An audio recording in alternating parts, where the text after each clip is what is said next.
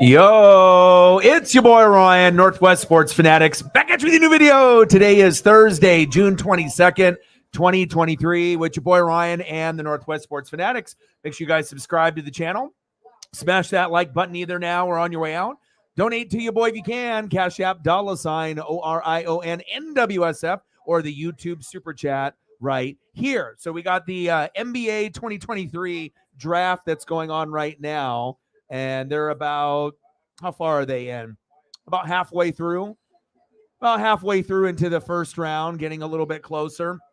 Not really a whole lot going on sports-wise. I mean, I know right now the Mariners are still regulating, which is kind of crazy. 10-0 over the Yankees, so we'll see how that goes. But hopefully everyone is having a fantastic day, and then we'll do a little freestyle stream. Like I said, I was going to I could have did the Mariner game against the Yankees. We could have ended up doing some of this NBA draft, but I figured at this point, I'll throw up something a little bit different.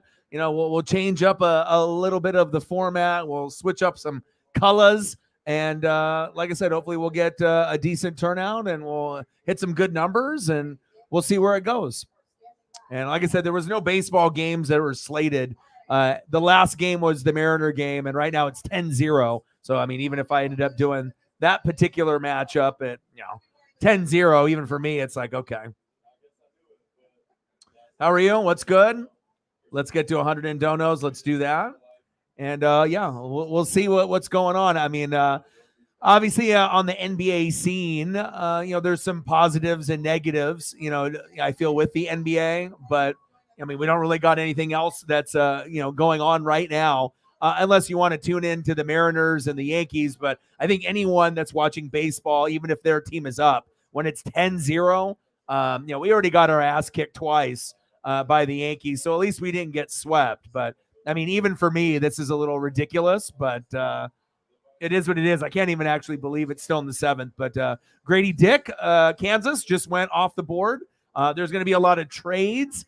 And definitely want to be able to see where things kind of pan out with Dame. I don't think Dame necessarily is on the move. When you're looking at these picks, for the draft board, first 3 picks, obviously Victor Wembanyama, we already know what that's about. Brandon Miller and Scoot Henderson. And obviously we know the Thompson twins. There's a little bit, of a talent there as well. But let's be real. Even if you watch college hoops, I mean, it seems like this particular draft, I mean, once it gets past the first 3 picks, or if you want to say past the first 5, there's not a whole lot, after that. I mean, there's still going to be players that pan out. There's still going to be guys that, end up making a name for themselves. But as far as like notoriety and whatnot, I mean, I don't think very many people know many players past the top 3, but at least the Blazers, we got Scoot. He plays the same spot as Dame. Maybe Dame moves to the 2. I don't know if we end up trading him and Anthony Simons and a couple others, and we try to get someone like, hopefully not Zion. I'd rather have like a Pascal Siakam, because Zion just ends up getting hurt all the time and whatnot. But, at least we didn't pick the wrong guy. I mean, like I said, I would have probably even went Scoot at the 2. If we had a choice there. Nothing against Brandon Miller, but you kind of knew it was going to be one of the 2. If the number 2 spot, if they ended up going, with Scoot Henderson, then we would have scooped up Brandon Miller more than likely. So, yeah, Scoot is good. I actually think Scoot, as I look at the prospects, I think Brandon Miller is nice as well. But I think Scoot has a chance to end up being the second best player, behind Victor Wembanyama. We'll have to see what Victor ends up turning into and whatnot. But I don't know, a lot of these rumors and, we need a lot. Like the Blazers need, not only Draymond Green, they got Jordan Poole out of there. So they would probably try to get him back at all costs. But, I'm thinking at this point, Dame can play with Scoot, but I know he wants veterans. But the thing is, if you end up trading away some guys, what are the chances that we get anybody halfway decent coming to Portland anyways? It's like we need a couple bench guys. We need a big, and we need an emotional leader like Draymond. So it's like we need a lot. So we'll kind of see how it all pans out and how it goes. But hopefully, we'll get some of the noties to go out. And I figured we would, do a little freestyle stream and, I'd switch things up just a little bit, and then we'll see what we end up getting into. We'll try this little experiment. I know, and when we end up doing like games, that's going to get newbies and strangers, and whatnot.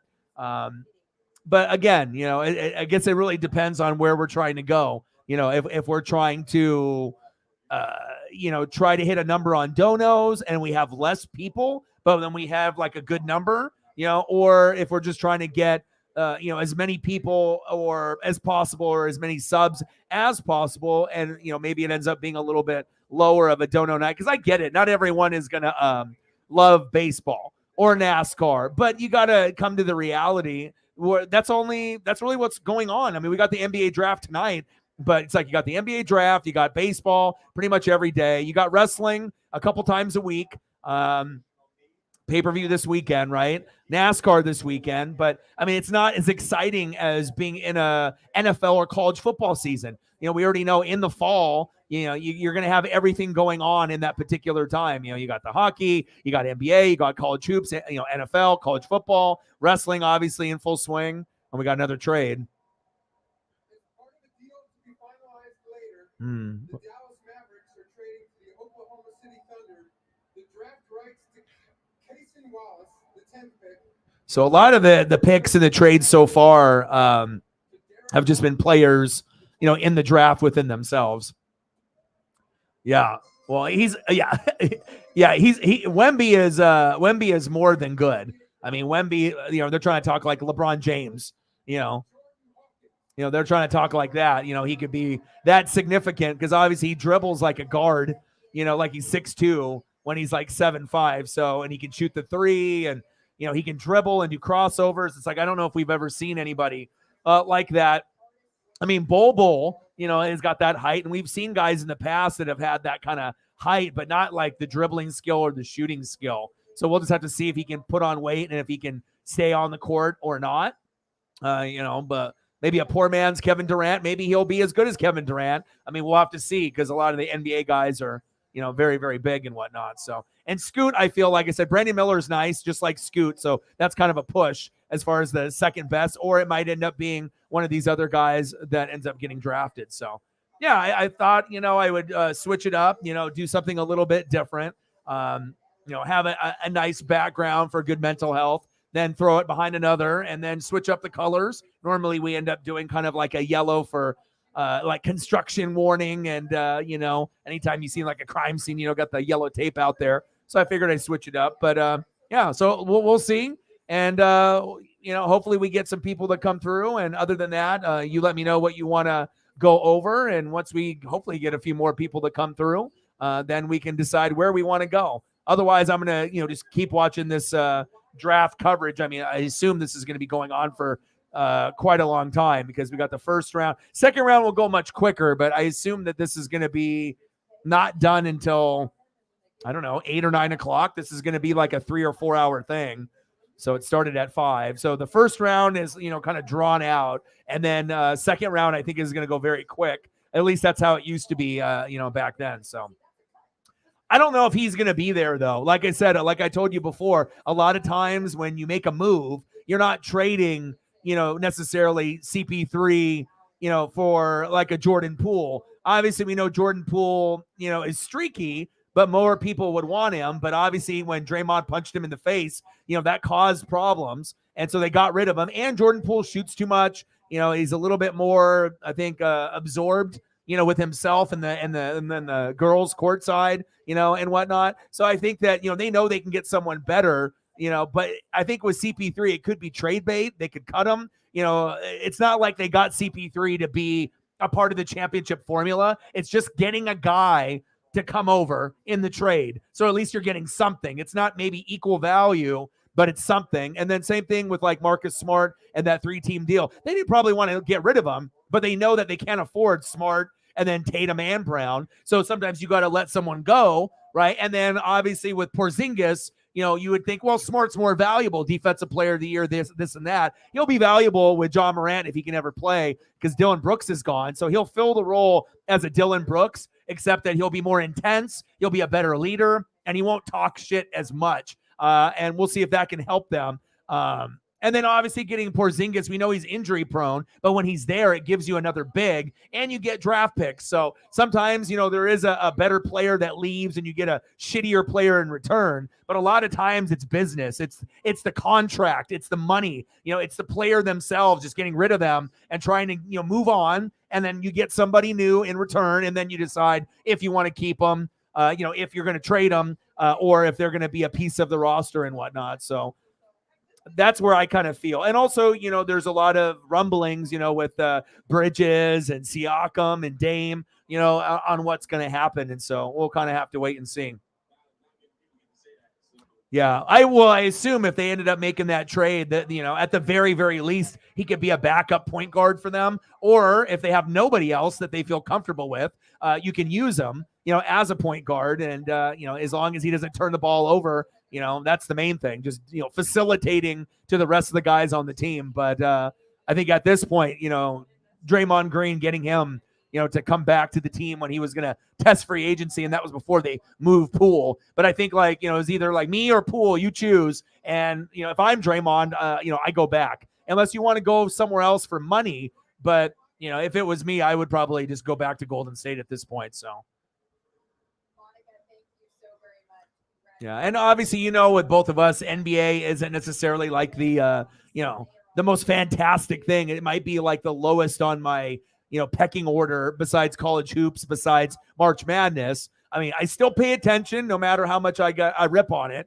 I still pay attention to the playoffs, the finals, the draft, the lottery,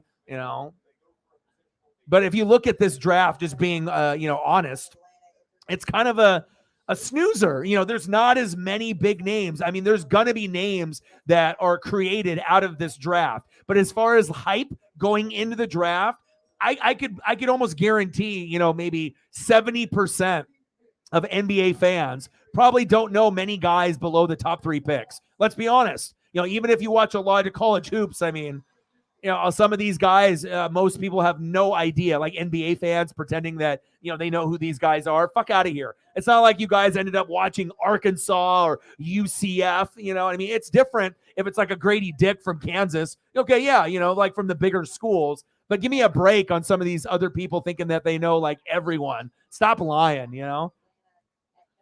There's definitely going to be some, people that are underrated, people that are overrated. But, Wembanyama should be the truth.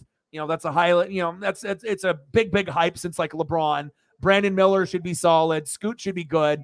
And then those 2 Thompson twins, but I think most of the people don't even know anything about those Thompson twins. Just to be very honest, you know what I'm saying? And then if you start looking at some of these other names, they may look a little unfamiliar unless you watch a shitload of fucking college hoops. Sarah with a $5. Appreciate you. Bang, bang, bang, boom, boom, boom. Bang, bang, $5 holla. I appreciate you. Yeah, and I just thought, I would switch it up. Like I said, doing the baseball, streams, it takes a lot of fucking effort. Doing a lot of the streams, it's like if you're doing, pitch by pitch and you're going through the process and I'm doing the thumb and, I'm doing all the, player photos and everything. So, you just want to be able to feel like appreciated for all the hard work. Sometimes, you get there and then sometimes, you don't, just depending on notifications, the tube, or if people sub, like, or donate, or if they don't. So, but again, we can, pretty much talk about anything. I mean, I normally wasn't going to even put anything on the thumb, just make it kind of like a background like this, like a freestyle stream and whatnot. But I mean, Wemby is being drafted, so I might as well throw him up there. So let me know what you want to see for a photo. And I got you 95 to go. I hope and pray we can get some support because it definitely has been challenging. And I'm here to be able to throw down on some photos and we can grind it out. What's good, brother?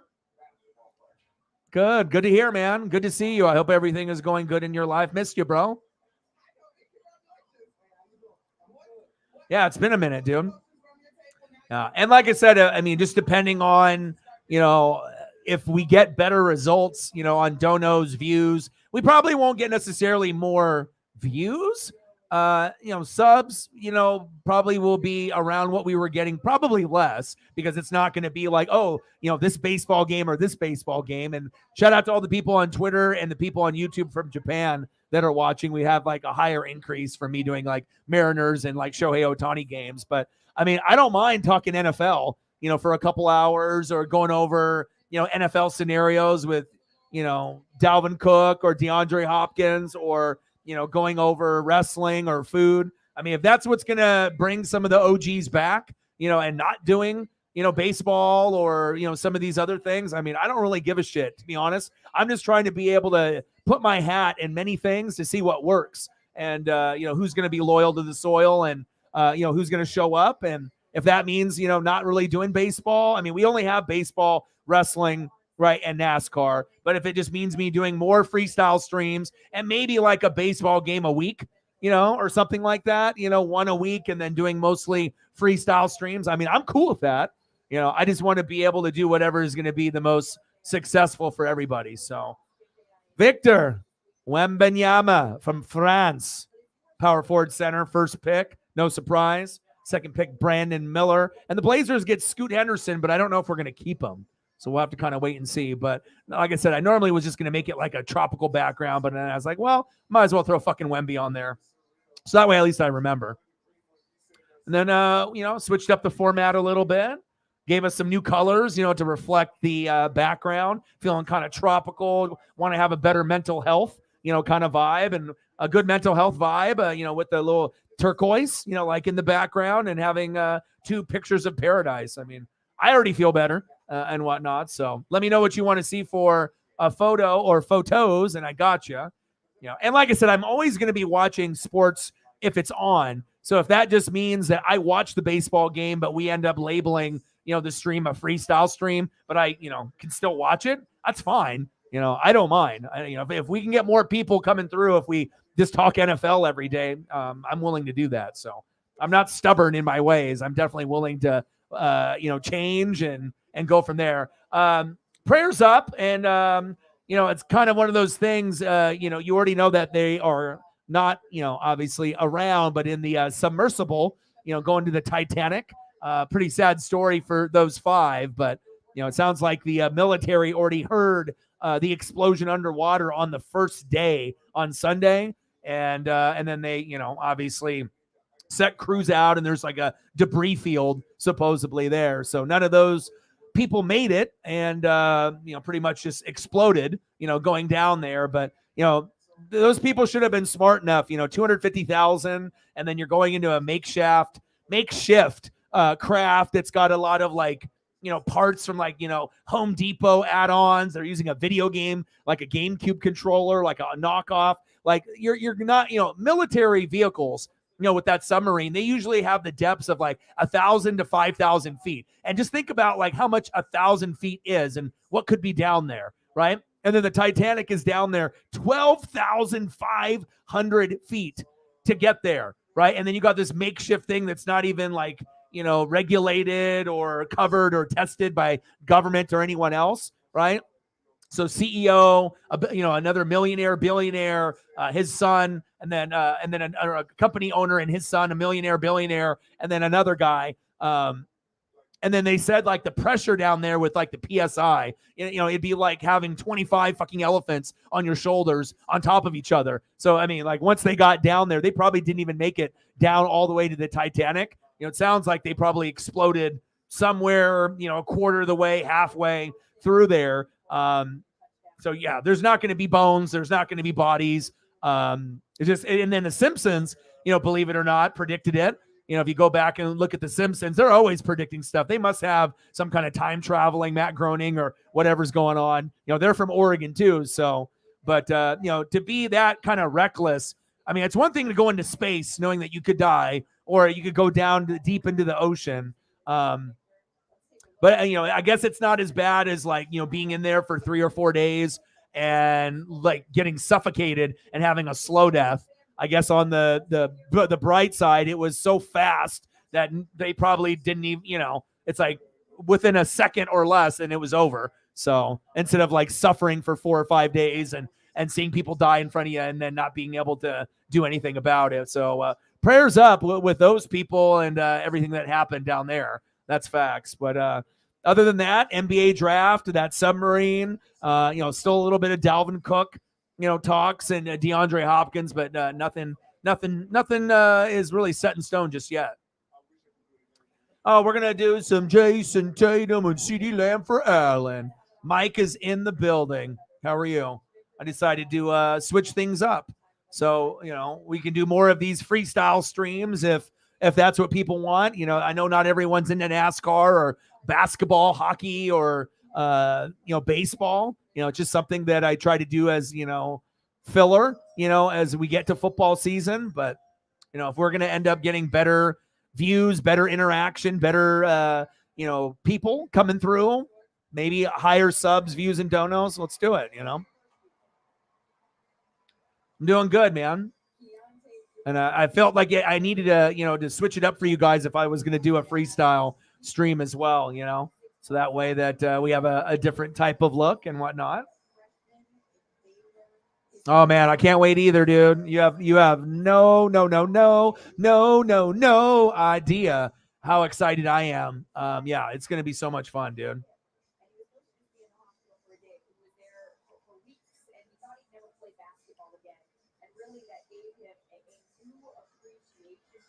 Well, I mean, for sports, me, I'm not saying that I know everything, but Tony Pollard's the better back. Zeke is a name, right? Pollard's stats and yards per carry were better. Pollard doesn't dance as much. He goes downhill, plants his foot, gets positive yardage. And when he got a chance to play when Zeke was hurt, it's like when he was splitting carries, he was still scoring and putting up good stats. Sometimes averaging 8, 9, 10 yards a carry. 8, 10, 12 carries, but with Zeke, his numbers when he was at Ohio State, he was really good. Then his first year on the Cowboys, when you had 3 Pro Bowl offensive linemen, really, really good.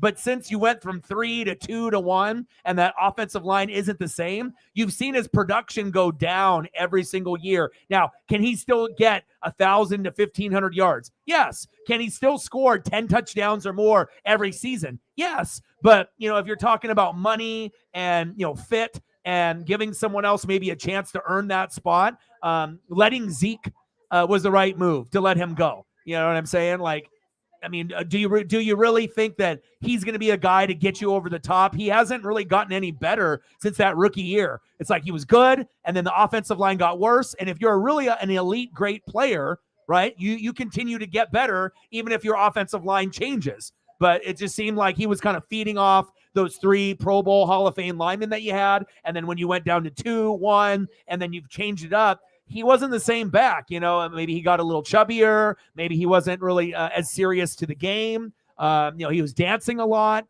a lot of negative, yardage, carries.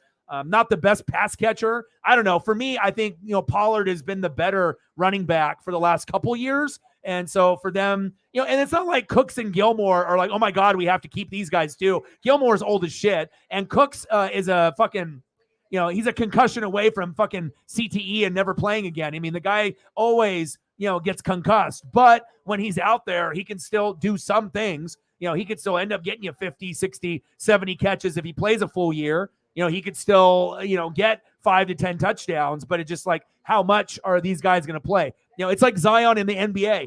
People are talking about like trade scenarios with like Blazers. I don't want fucking Zion. He can go eat the fucking burgers and pizza. I mean, he's already too caught up with the women and the drama. If he ended up coming to Portland, he would blame our dispensaries and strip clubs for his downfall, kind of like Greg Oden. It's like, no, your bones are fucking brittle. You're out of shape, and you care more about the party scene. And then you had that one chick that he either was dating, cheated on, or impregnated, and then she got like banned on Twitter and is like fucking hunting him down. Like, we don't need any of that drama in Portland. And, like I said, Zion, had a lot of hype, but we knew Ja Morant, I didn't know he was going to get in trouble and do this dumb shit on IG, but we knew Ja Morant was going to be the better player. And anytime you question, someone coming out of the draft from college or high school and they have injury problems, chances are it might continue with them moving forward too. So, yeah, we'll see how it goes with the roster.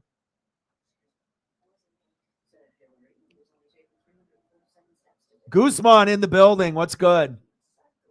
there's going to be a lot of trades. So like I said, I wouldn't really take any of these picks to heart just yet. I mean, yes, there's going to be trades within the draft, but we also have to be able to see with the other pieces like Bridges and Zion, Dame, what's going to happen, Siakam. So there is going to be some movement. There still are going to be people that are going to be moving around and going from team to team and whatnot. So we'll kind of see on how it goes.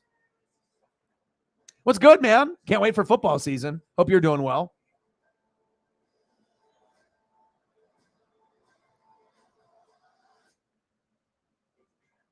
Oh, wow. Thanks, man. Yeah, I decided to switch things up. I figured if I'm going to do a freestyle stream and we're not going to do like baseball or, any event, I can watch that in the background. And I thought I'd do something special for you guys and mix it up a little bit, switch up the colors. Because normally I do yellow for like crime tape, like warning tape, like a crime scene, So that's kind of why I like using the yellow banner. And most people don't use the yellow banner because it's me. That's kind of my thing, But I figured let's do a tropical background on a tropical background, and then I was like, let's switch it up a little bit, change the font, let's do that, and let's change the color up, and yeah, I really like how it turned out. Oh shit, I forgot about that.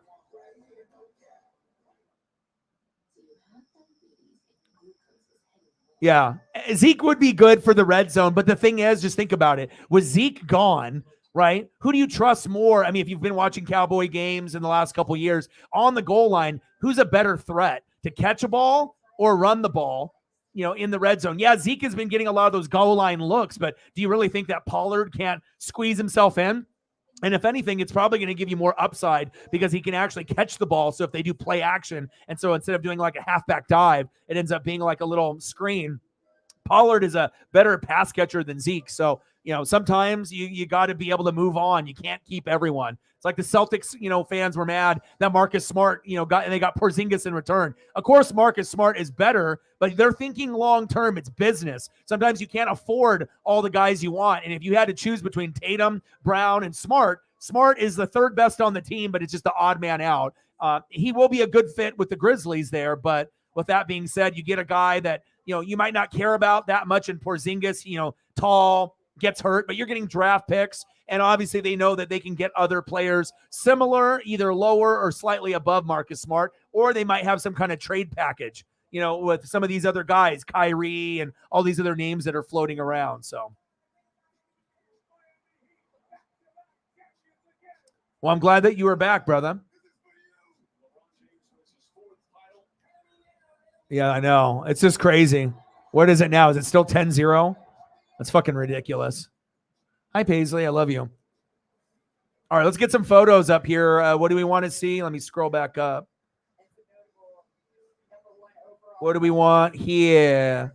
And I appreciate that. I figured that you would like that. I figured a couple people would be like, ooh, I like this.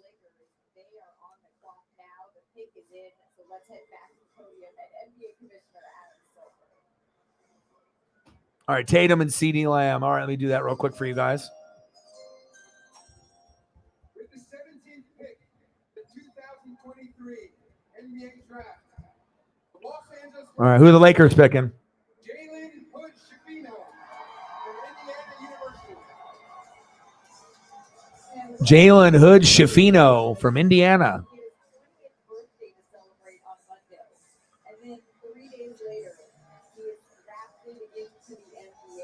I really do like the turquoise and like, you know what I mean? Like, I just feel like for like mental health and, water, it's just, I don't know what it is. It's just so relaxing and whatnot. Of course, I could have put like football players and, or different backgrounds, but I always feel like water is always going to be best. Oh, baby. Tatum.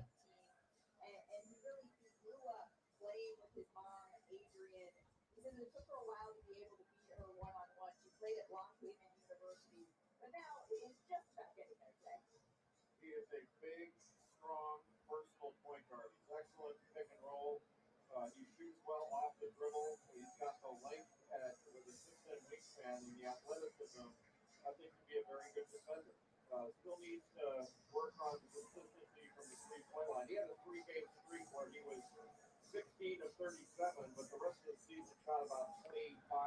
Ooh. And the color is like really soothing, you know, like I know sometimes if you get like red, it's like really aggressive, and obviously yellow is like crime tape. But I'm really, I mean, I was going to do more, because like my favorite color is more of like a green. It's like a green apple, but I figured, you know, you got to theme it up. You know, if I'm changing up the font and I'm changing up, you know, the look of things, you know, I gotta be matching. It's like, you know, when you wear clothes and whatnot. So it's going into the 11th. Oh shit, maybe I should switch it up. Yeah. What channel is it on?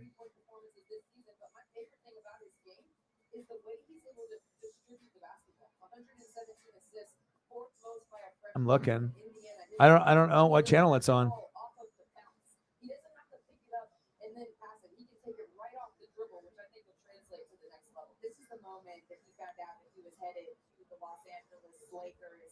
One of my favorite parts of the draft. You're seeing the motion.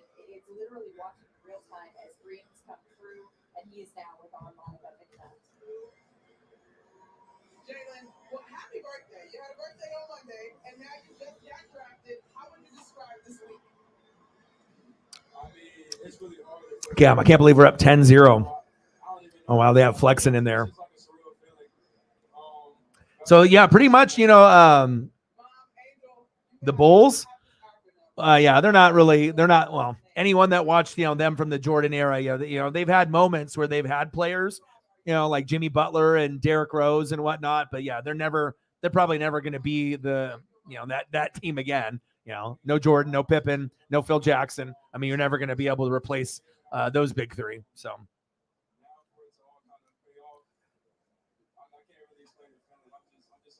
ESPN2. I don't think I have ESPN2. Oh, yes, I do. It says Sports Center, though. Oh, shit. It's in, and what is this? This is, okay, it's Wake Forest and LSU. Wake Forest is number 1. LSU. It's bottom of the 11th. Okay, and then what's going on with this? So what's going on, like, as far as like best of 7 games? What am I looking at here? Number 1 versus number 5. Winner advances to the championship series against Florida. Is that correct?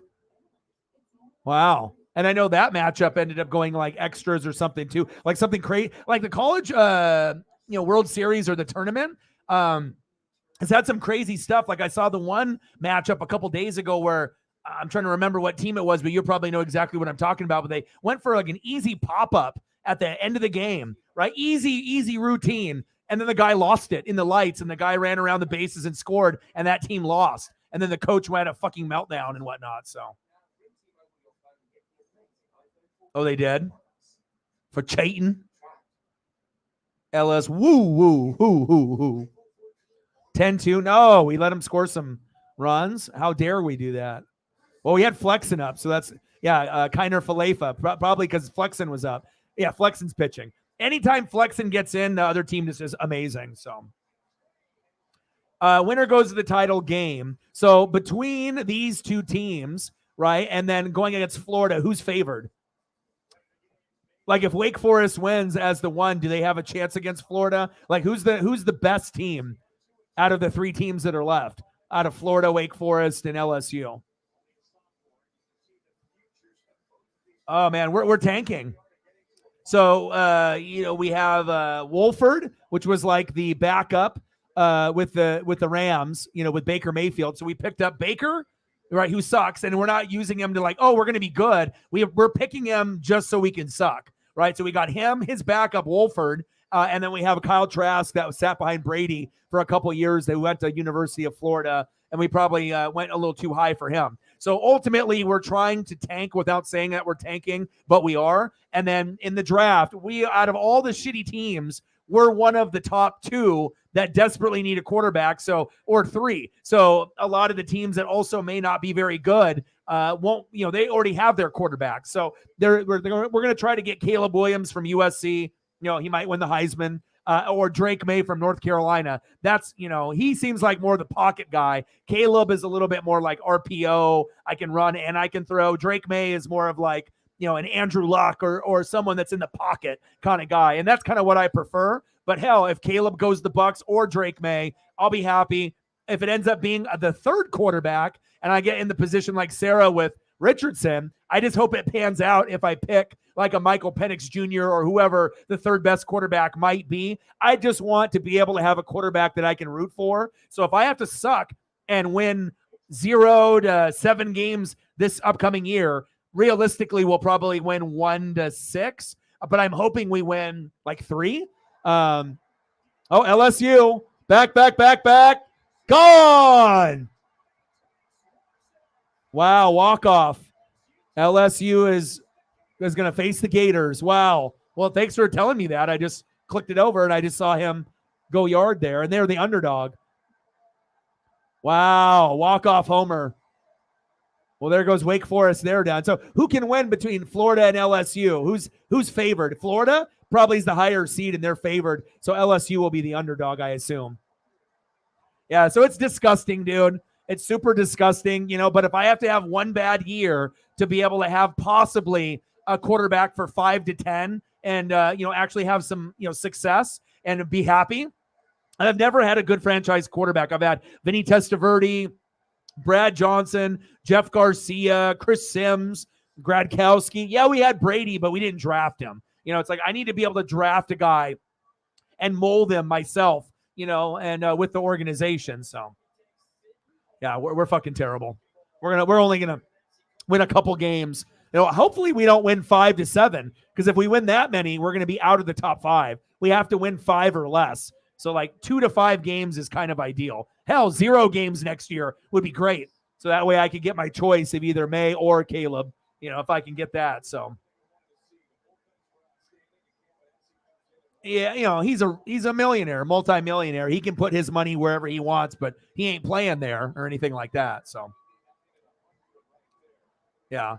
And that's just your love for college sports with Alabama and the SEC. So that's why, with baseball and the other sports, your college sports, NASCAR and then NFL. And, there's nothing wrong with that. Hell, I'll probably start watching a little bit of this because of you. Like I normally have no connection to watching anything college baseball or softball. But if I meet someone that cares about it, I probably will end up watching the final with Florida and LSU. Okay, and when they go to the final, is it best of 7, best of 5? Best of, 2 out, like winner has to win 2 out of 3. How does that work? I know I've read before and watched before, but I'll be honest, it's been years since I've actually cared about anything on the college softball or baseball side. Unless like Oregon State Beavers are in it, when they were in it a couple years ago and it's like a hometown type of thing. So they'll be overrated. Like they always will, just like when Brett Favre went there and everything else. Is there a chance that the Jets win 10 games and make a wild card? Yeah, there is a chance, but there's also a chance that they go 8-9 or 9-8 and just don't make it. The Dolphins, are going to be there. Bills will be the top in the division. Offensive line stinks. Defense stinks. So, yeah, you got, some of these guys, running backs, you got wide receivers and Garrett Wilson. You got Sauce. So, you got some guys. But as you know, you need more than 3 or 4 guys on offense and 3 or 4 guys on defense to be good.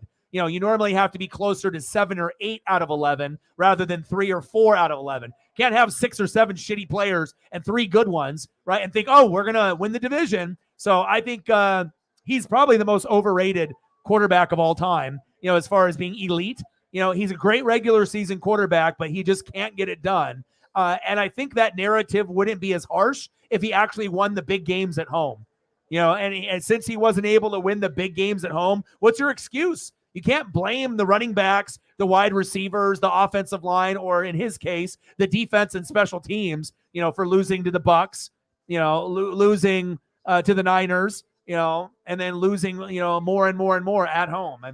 At some point you have to be able to take some credibility. If you are the MVP and then you're that good, you should be able to throw more than 1 or 2 touchdown passes in big games in the playoffs, right? If you're an MVP, people think 3, 4, 5, not 1 or 2, That's just my opinion. So I think that I think he's overrated. But will he make the team better? Yeah, he'll make the team better because he's got a better release than Zach Wilson, and obviously, you had Mike there, trying to fill in for a little bit too. But all right, I'm going to flip it back since I got to see that home run. Thank you for mentioning that for me, Mike. So now I got to flip over the channel and I got to see that. No, man, ask as many questions as you can. This is the whole purpose of me doing the freestyle stream. So, I know not everyone is a hockey fan, an NBA fan, a baseball fan. A majority of the fans on the channel are NFL fans, college football fans, and wrestling fans. But when we're not in that season, I'm just trying to do, other things to capture a new audience. And, sometimes I feel that it works out pretty good. And sometimes it's a little shaky depending on the event. But I mean, hell, I would rather just, talk freestyle shit and do freestyle streams every day. And, we don't have to do a baseball or a hockey or a basketball game every day. Hell, I would rather not. I would rather do the freestyle and just watch those sports in the background and we can talk about them as we go, But I mean, I'll still end up doing, a little Mariners and a little Dodgers here and there. But yeah, doing like one a week or two a week would be, better for me. Maybe sprinkling a NASCAR race in there, but doing 4 or 5 freestyle streams and then 1 or 2 maybe games until we get to football season. And then it might be crazy. Then I might be doing who knows how many fucking streams, 2 or 3 on a Sunday, and we'll figure out what we end up doing then. So no worries, man. I'm just glad that you're home. I imagine. Prayers up for you, bro. 3-game series, just like in the past. Okay. Yeah, it was.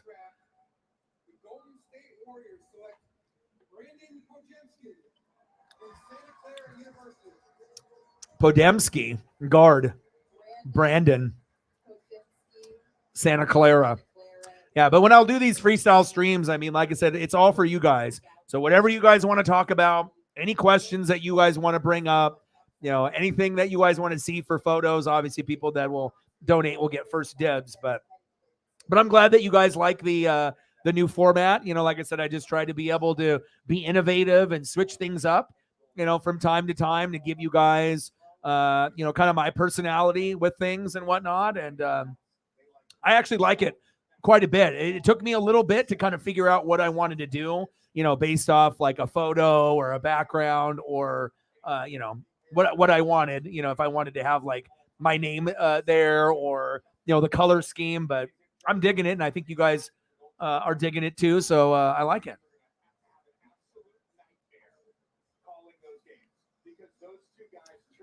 Oh, all good. All good. How are you? Yeah, and it went to like OT or something, right? I mean, they went to Game 7, so yeah, it would have been nice for them to be able. But I mean, first time, But like I said, it shows you, like that Cinderella story. That could have been another one. Miami Heat. Nope, didn't happen. Right? Didn't happen. Everyone wanted it. Oh, Florida Panthers. Nope.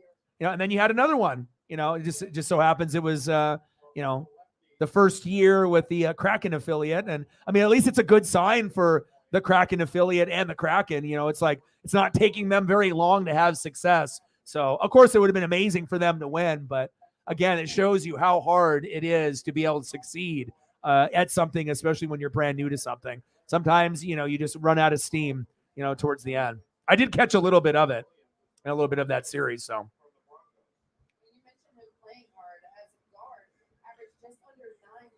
Oh, Cyberpunk. I appreciate you. Thank you, man. I appreciate you very, very much.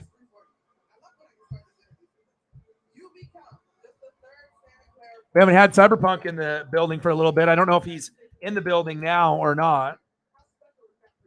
Yeah, I think it's a special big shout out to Jalen. It's part of the reason I went to Santa Clara this past year in the portal. Just seeing him do it and how high he got. Here we go. Cyberpunk, $100 dono. Bang, bang, bang. Boom, boom, boom. Bang, bang. Appreciate you very, very, very much. Yeah, we've been very light on the Cash App. I don't really know. I mean, I guess everyone, obviously will go through it, and regardless if it ends up being through the YouTube or through the Cash App or the other, Venmo type things and whatnot. But when you're doing this streaming, you only get money once a month, and then obviously they take their all that, and you got to wait. So it's like you do need something to be able to survive on and whatnot. And thank you so much, man. I appreciate you. If it wasn't for Cyberpunk, I mean, he's really the main OG that has been able to keep this boat from sinking, and we have a lot of people that are very big contributors, but definitely the one that has donated the most to be able to keep us afloat, in these trying times in 2023 has been Cyberpunk. What's good, my guy? I appreciate you, man. Long time no see. I figured I would switch up the format, give you guys something fresh and new. I know not every person, watches baseball, cares about it, or NHL or NBA or NASCAR. It's just kind of filler content. But I felt that, if we start doing freestyle streams again, and we can get some of the people that don't care about those other things as much, maybe to come through, I'll switch and I'll end up just doing freestyle streams, 5-6 days a week, and then maybe just doing like one baseball game or one NASCAR race or something like that, if that's going to bring more people back. Because I honestly would rather talk about NFL, college football, wrestling, and I can just watch, the baseball game or whatever event in the background and whatnot. So I appreciate you, man. And I'm glad that you're in here. I've missed you, bro. Oh, yeah. How do you guys like the new format that I'm kind of playing around with and whatnot? I decided to do tropical with the tropical, and flip up a little bit of the color scheme. I don't know. It's really soothing. It took me a minute to decide, okay, do I want to do this or not? But I felt that you guys are worth it. Like I'm always looking to improve, everything. And like the thumbnail was really the last thing I felt that I really needed to improve. And I got that, on lock now. I can, do that with my eyes closed now, but I can still always, learn other techniques to get better. But I really am digging the color, because yellow is like crime tape, and that's the whole reason why I used it. But I'm really digging the kind of the summer vibe. It's really good for the mental health and whatnot. So appreciate you, brother. What do you want to see for your donos? You want wrestling? You want food? We can do 70s, 80s wrestlers, Bo Jackson, whatever you're thinking, man. Oh, no problem. I understand. Don't worry about it. Don't, you take care of you, and you always do whatever you can, just like a lot of the other goats do when they can. So, but let me know what you guys think about the look. We've had a couple people already say that they like it. So this will probably be something that we keep, obviously moving forward. And it might be something where, it might be something that we transition to even when I do games and other things. So, oh, my boy. What's good, brother? Oh, a little bit of NFL, a little bit. I just got done watching a little of the college baseball advancement there, LSU with a walk-off, but watching a little bit of the NBA draft, talking a little about Dalvin Cook, DeAndre Hopkins, and we got a little bit of everything. So we were talking about Zeke. We haven't seen Allen in a minute. It's been a few months, and he made his first appearance here in about 3-4 months and whatnot. So McCarthy and Dak. And this is me being, and me, because I'm not a hater, right? A lot of people that talk Cowboys will always talk negatively, unless you're a Cowboy fan, and then some Cowboy fans are delusional, where they want to give a little bit more credit than it really deserves, because you're just so passionate and loyal about the team and the players. But there's also a fine line where you get Cowboy fans that know exactly what they have, and they know a lot of them, right? That Pollard, was better than Zeke. Kellen Moore probably should have got let go after they did that crazy play a couple years ago against the Niners, right? McCarthy definitely needs to go, but Jerry and him are pretty close. And like I said, if you could have got Sean Payton, that would have been perfect. Sean Payton going there would have been perfect for the Chargers and Herbert and Dak's development. So you need to get someone, if you're going to fire McCarthy, maybe someone like that. But how many Sean Paytons are floating around? And I think with Dak, what Cowboy fans need to learn, right?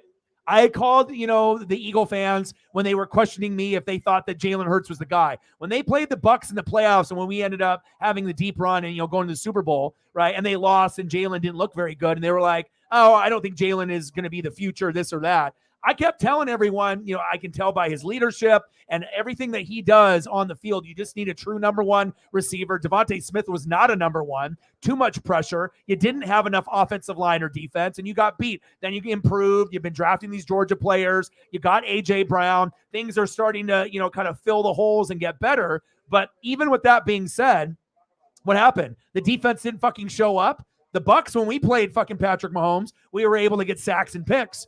Right? He didn't throw a touchdown pass. You didn't get one motherfucking sack or pick. And so how do you expect to win a Super Bowl if your defense doesn't show up? You don't. So I feel that at one point, I thought Jalen was a Dak 2.0. No. Now, Dak is a Jalen 2.0. Dak went down. Dak used to be the better quarterback, but now he's not. Jalen, it might be the best quarterback or one of the best in the NFC. He's like really the only one at this moment that matches up with like a Mahomes, Josh Allen, Burrow, Herbert, Hurts. NFC is garbage for quarterbacks. But for Dak, he's still one of the top guys, but he has a ceiling. It's like he got better and better each year, like from the 20 to the 20 in the red zone. But I feel that he has like a ceiling where he's only going to get you so far. So you need to be able to have like a better coach, a better OC, and better offensive line and weapons around him. You got Dan Quinn in that defense there. It's like the Cowboys are always going to be competitive, but for them to take that next step of winning 9 or 10 games and winning 12 to 14 and legitimately being a threat and not being made fun of and like, oh, you're just going to win a bunch of games and lose in the first round or the wild card. To get past that stigma, you need a Sean Payton type of guy. Once you get that, and if Dan Quinn is still there, that's when you guys can win a game or two or maybe make the NFC Championship game. So and sometimes it's not the players, it's the coaching staff as well. But that O-line needs to improve. Keep adding pieces on that defense. And like I said, the coaching, and play calling is big. But I don't know when they're going to get rid of McCarthy or Dak. They may not. And I would assume if they're going to get rid of one first, it'll definitely be McCarthy. And they'll try to find a replacement for Dak. But in all honesty, are you going to? I mean, there's probably only 8 to 10 quarterbacks that are better than Dak at this point. And he kind of floats up and down. You know what I mean? It's like, if you brought Kirk Cousins in, would that be better? If you brought Carr in, that's on the Saints, would that be better? I think a lot of Cowboy fans would be pissed, if you got those kind of guys. And, Kyler Murray, same type of thing. You get a little bit of good, but there's a lot of shakiness. But I do like Dak, but there needs to be something to take his game to the next level because I feel his decision-making in the fourth quarter isn't very good. And he kind of just caps out with his talent. So, I mean, I don't know if they will ever win with Dak. Now, is it possible that the Cowboys end up making an NFC Championship game with Dak at some point? Maybe, but in reality, you just got to be able to win a game first. And then once you win one, the next year, try to win two. And then after that, maybe NFC Championship game. But I don't think they're anywhere near of being a championship caliber team anytime soon. And that's just me being honest and truthful. So, there's only a few organizations that look like they're going to be pretty legit, like the Niners and the Eagles every year should be pretty legit. The Saints are back. They're going to be pretty good, but it's kind of a crapshoot for some of the other teams. Seahawks should be pretty good in the NFC. And then you got your regulars, the Buffalo, the Chiefs, the Bengals. You're going to have those teams there. And you'll see a slight improvement with maybe a team like the Jets. But I think with that, it's just a lot of people, not really thinking. They're like, oh, we got Aaron Rodgers. We're going to go all the way. The hell you are. You're going to have the same result that you did with Brett Favre. So I'm all here for it. Let me keep going here. What's good, Lenny? We talk about anything you want. You want to talk about Eagles? You want to talk about WWE? You want to talk about AEW? You want to talk about Wembenyama? We can talk about anything you want, brother. Yeah, we missed you, Alan. Alan's been gone for 4 months. This is his first day back. And, obviously you picked a great day to come back where I debut another new look. Went for freestyle streams with the channel and whatnot. So let me know what you guys want for photos and whatnot. And I'm here for your guys' mental health. I'm here for you guys. And again, if we have to scale back on some of the NHL, NBA, college hoops, baseball type stuff, yeah, I'm totally cool with that. We did this type of stream, for a good chunk of 2022. So, I mean, I think we will get more people, because like I said, the channel was built around football. You know what I'm saying? So I get it if some football fans don't give a shit about the NBA or NASCAR or baseball or hockey. They're like, fuck this. And a lot of, football fans like wrestling, but it's not like I can do Raw, SmackDown, or NXT every, week with you guys unless I get the East Coast feed. Because when I get it, it's already over for you guys unless I do Dynamite, but not everyone likes AEW either. So FreeStyle streams around 6 to 7 p.m. for about 2 to 3 hours. And there's no more school, so I can stream late. So if that comes down to it, if we end up doing like we did last year, where we do 3, 4, 5 hour streams, if we have enough people to do it, I'll fucking, do whatever you guys need. I just want to be able to bring people together. And I totally understand, that some sports aren't going to be for everyone. And if you're cool enough to show up in a stream in an event where you have, you don't give two fucks about like baseball, but you're still here to support me, like Mike or Cyberpunk and some of these people, I truly appreciate you guys more than you know.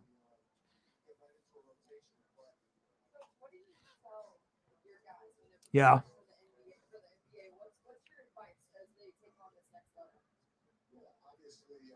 I know, me too. That's why I chose it. I was like, this is very soothing, like on my soul. It's same kind of color in the background. I wanted to use 2, tropical beach photos. And then I was like, do I want to have it Northwest Sports Fanatics? I was like, now we'll put my name. Some people still to this day will call me Brian, Ryan, Ryan, like apostrophe Ryan, like I'm Irish or something. So, but I guess when they look at that name there, they'll probably think Orion or something of that nature. So, you guys will be able to help them out with that. So, yeah. Can we all agree, Lenny D, right, with the bloodline? It's the best storytelling WWE has done since back in like the Attitude Era with like Rock and Stone Cold and DX. I mean, this is long-term booking. And yeah, Roman's had the belt too long, but they made a new one for Seth. And, just the overall get Usi, honorary Us, having them, Sami Zayn involved and then getting kicked out. And then the Usos, with Solo and then the breakup. And then, it's just so awesome to be able to see that. Yeah, the Roman thing kind of like, because they built it up with like the Cody beating him and everything. And we're like, oh, here it is. But I think if we knew that they're trying to make him like the modern day Hulk Hogan for like records, then, the Cody thing wouldn't have been as big of a deal when he lost, right? But the long-term booking and storyline for WWE, it was horrible during COVID. I hope Drew McIntyre gets a chance for the IC or one of those belts so that way he can hear the crowd roar. But it was a terrible, terrible time with no fans, and the writing was terrible. It's like I've watched Raw and SmackDown live or on a DVR since its existence. I never missed an episode until COVID, and I almost boycotted it for like a year or two. And then I'm glad I'm back because I don't like to be a hater of any sport. You know what I mean? I just try to be truthful with it. Like I said, the bottom tier for me is NBA. But with that being said, do I still watch games? Do I still read? Am I still watching the fucking draft right now? Yeah. But of course, there's going to be other things that I like more, like NFL at the top, college football, wrestling, whatever it is, as long as it's good, But I do have a lot of passion and love for baseball and NASCAR. And then I have this new passion for hockey now, which is great. And I think NBA is just going to consistently, still be at the bottom. I don't know if it'll ever go up at all, but I'll still pay attention. So, oh man, it's taken forever, for real.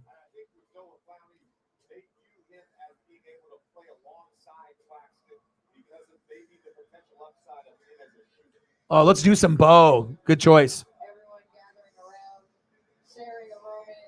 Yeah, but like Birdman, and some of the other people, it's like if you want to question me you can question your friends, you can question your Eagle fan groups, you know what I mean? But if you ever want to doubt me on a take, I'm not going to be necessarily right on everything. I am going to, be wrong sometimes, but I mean, I would definitely put my predictions and my analysis against anyone on planet Earth. And, if you just watched him on how he reacted when he got benched and Tua came in, right? Most people would have lost it, you know what I mean? But he kept his composure, then going to Oklahoma and, and then coming to Philly, and like I said, it shows you if you know football or not. there can be a lot of people that like watch football, but do you really understand the business side of football? Do you understand like what it takes to be good? A lot of people watch and they know the names and everything, but you have to have a cohesive unit. You have to have depth. You have to have an O-line. You have to have defense. You can't expect Devontae Smith to get drafted even though he won the Heisman, and that's going to be your number one receiver. Hell no. He was always a 2. He's undersized. That doesn't mean he can't be one of the best 2s in the league. But when you force a Heisman guy that's undersized to be a 1, and you don't have a lot of time with that offensive line to get him the ball, it's a lot of pressure. He started to crumble a little bit, and then they got AJ Brown, and started making these extra improvements. And but still, with that being said, Fletcher Cox didn't show up. Big play Slay didn't show up. Your defense needs to be better, because the only way you're going to be able to beat a Patrick Mahomes or a Josh Allen or a Joe Burrow, defense has to be able to get after those guys. And if you don't, you're never going to win.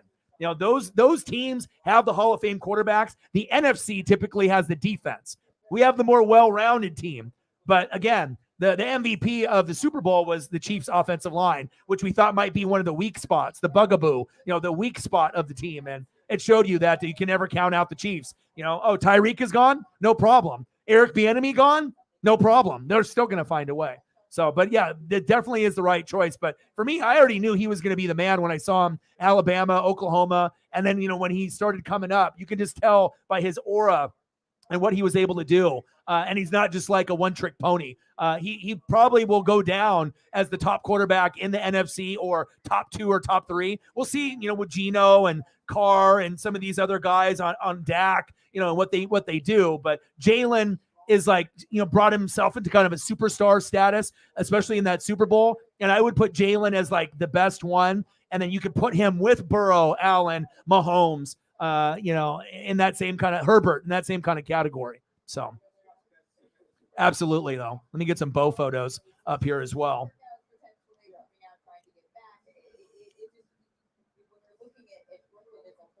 Yeah. And like I said, I was telling Sarah too, and I don't want to be a jinx, but don't be surprised if the Colts end up being one of the top 10 worst teams in the NFL, like where you still end up not being good, right? Even if Richardson does pretty good, you still need better depth, more O-line, better wide receivers and tight end. And again, if you end up sucking and not doing too good, right? And then you end up getting the best wide receiver in the draft next year, think about like adding a Reggie Wayne or a Marvin Harrison to the team.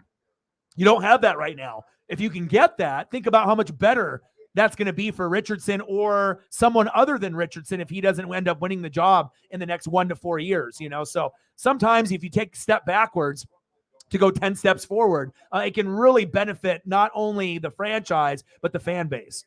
That's a big fact. I can't wait, because the thing is right now, I mean, you've had Marvin Harrison, you've had Reggie Wayne. Michael Pittman, Jr. is okay, but he ain't none of those guys.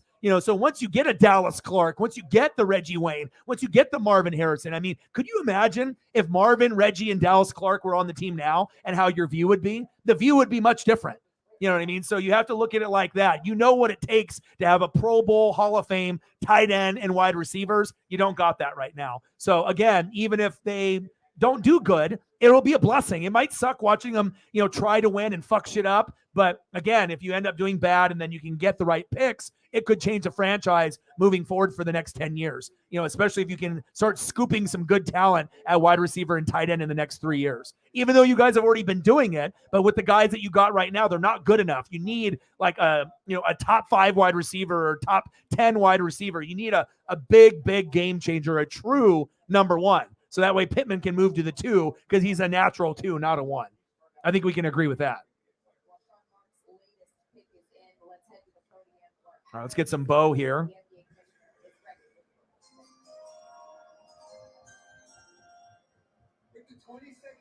God, we're only on the 22nd pick. Damn, this thing's going forever.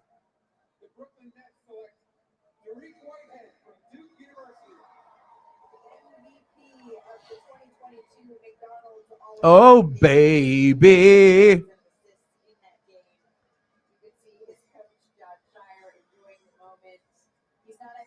I wouldn't be. I wouldn't be one bit.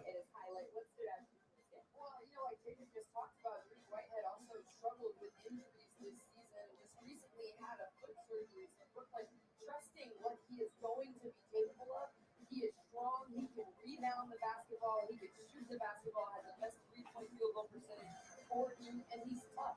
I don't think we saw the best from Derek. Well, yeah, you guys definitely, with Micah Parsons and Dan Quinn. Micah is one of the best defensive players in the league, and Dan Quinn is arguably the best D coordinator. But again, it needs to be coaching and play calling. That's where you guys have fucked up. You know what I mean? It's like you guys have the talent, Dak, 2 running backs, Zeke and Pollard, CeeDee Lamb. You had Gallup, getting rid of Amari Cooper. I don't know if that was really the right choice or not. You know what I mean? But you need more offensive line, right? And you need coaching and play calling. You need a better coach than McCarthy and a better play caller than Kellen Moore. And if you can get those 2 pieces locked up and then improve the O-line, then that's when you're going to see the Cowboys, not only make the playoffs, but actually win a game or 2.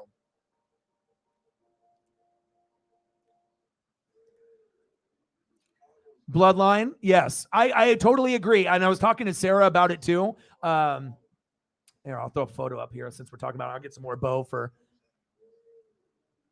bow up here for Cyberpunk.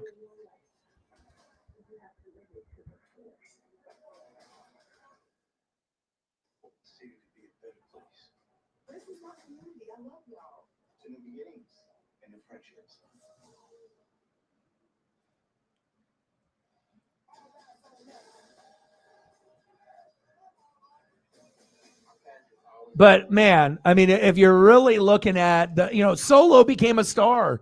Jimmy and Jay, have taken their heights to arguably maybe one of the best tag teams, not only in just WWF, WWE, but overall. You know what I mean? Sami Zayn, I think, was probably the one that won the most, though, is because we actually got to see him talk and spit on the mic. And you really realize that even though that he's been treated kind of like a jobber or a mid-card guy, he can be a headliner, in a pay-per-view. Like he's that good on the mic and in the ring. And, obviously with him and Kevin Owens, that's always great. But I think 10 years from now, 20 years from now, people, even if they want to complain about Roman having it, too long, that's the whole point of the bloodline, of having the belts and having it for too long and being a menace, kind of like what we have now with the Blackpool Combat Club. Don Callis is over there with Takeshita, right? And then you got John Moxley and you got Cesaro and you got Bryan Danielson. I mean, they're starting to recreate their little inner circle or Bullet Club or NWO or DX over there as well. So it's very, very cool to see, but they're going to be talking about the Bloodline, and the Bloodline name is amazing too, and it obviously makes sense. It's like a cool name for the faction, but it is something that it actually means something because they are a bloodline.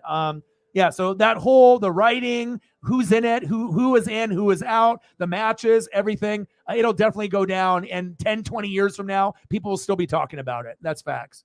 And again, the only thing people will complain is Roman had it too long. But again, they're doing it, for trying to be the modern day Hulk Hogan. So, and I think if people start realizing that, then they'll be like, oh, okay, that makes sense. Because if they didn't understand that, then you're not going to understand anything. The bloodline.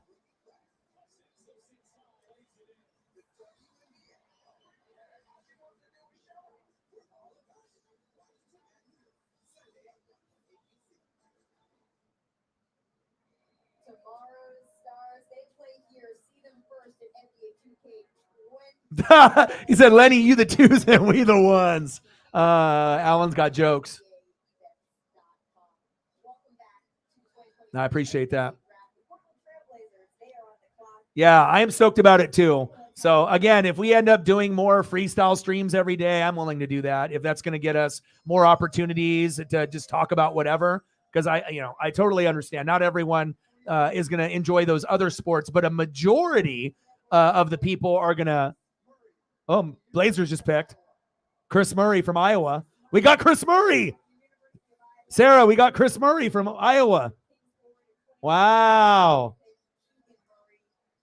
Yeah, and I think like if I do one baseball game a week, like Mariners, if it's like a good matchup, if not, then maybe skip it or whatever. But and then maybe NASCAR, just try to do mostly freestyle streams until football season, or if we have like a wrestling pay-per-view, of course we're doing that. So.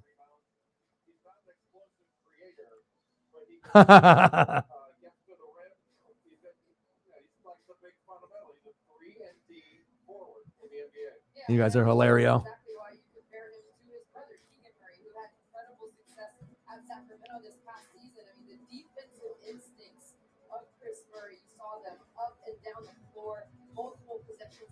Keegan Murray, you saw the same thing. How big was he in tough moments in the series against Golden State? And Sacramento was trying to make their run, make big-time shots, had big-time performance, and make great reads on the defensive end. His anticipation, his energy that he plays with, you will see the same thing from Chris Murray in the NBA report. Keegan Murray was so impressive in that run that the Sacramento Kings had ending the route to the playoffs. And Chris is following in that mold, JJ. I mean, look at the improvement. Yeah, I mean, he's a guy that can play nice. NBA right away. A little Cobra Kai. He definitely has the pedigree. You can't argue with the production if you both bring up the defense. And I again, going back. What's good, brother?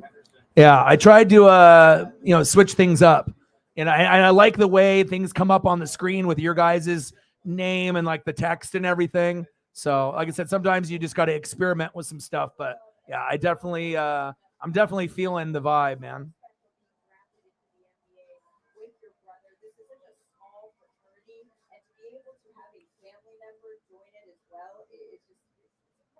Well, the one question we haven't asked is when do these guys come off their parents' cell phone plans? I'm still on mine. I think a lot of young people are. It's amazing. NBA players. Appreciate that. What's good, brother? Switching shit up. What's good? I'm doing good. How are you? Just watching the NBA draft here in the background. Oh, absolutely. Well, you already know me. I'm like one of the most passionate, people in sports overall. It's just, I just have to have a reason to get committed to something, whether I love something or if I know someone like you guys that loves something and then I try to, follow suit. So absolutely. There you go. We are just getting started here in the NBA draft as the Sacramento Kings are on the board. Jay, who do you see here? I think Jay left too easily. Yeah, I mean, they can spin it so many different ways, on who can win or who cheats or who helps who, what rivalry is next. It's going to be very interesting to see, how things kind of work out. So we got Scoot Henderson and Chris Murray, but are we going to keep these players or are we going to get rid of them? And is Dame staying or going? I mean, if we can get Draymond Green to come and a few others, I mean, we need a lot of help. I don't know if Dame wants to necessarily rebuild. I would like Pascal Siakam, to come, someone of that nature, or Bridges, but I don't think we're going to get either one of those people. Yeah, and I don't blame you with that. That could be something possibly. Andre, who are you looking at? I mean, I think Nick Smith Jr. is a great choice. I scored a double figures on 11 of 17 games. Most of his shots were threes. We've already talked about prioritizing threes. Yeah, but just not being biased. It's like you have your favorite players on your team, but he can't necessarily be a one. Jalen Hurts can go, but like I said, when you had Devontae Smith and you went against the Bucks, did it feel that he could handle the role as a true one? He couldn't. There's too much pressure. I mean, how many times does a short wide receiver get the Heisman? Never. You know what I'm saying? So, to have that much pressure, as a one when you're undersized, it's like how many guys are undersized that really like lived up to the billing? Like what, Steve Smith? You know what I mean? There's not many guys that have a heart of a lion when they're small like that. You know what I'm saying? So if you didn't get A.J. Brown, you wouldn't have made the Super Bowl. You wouldn't have been able to do what you guys did, and a lot of times Devontae Smith puts up numbers as a one because he's not being double teamed like fucking A.J. Brown on the other side. He's going against the fucking second corner or maybe a nickel, or a dime over the top with the coverage. So Devontae can put up the stats, but again, he was going against ones and he struggled. And then last year, obviously getting A.J. Brown, he was getting the twos and the nickels and the threes. There's a big difference there. Not saying that he's not a good player, but this is just not biased, just being real.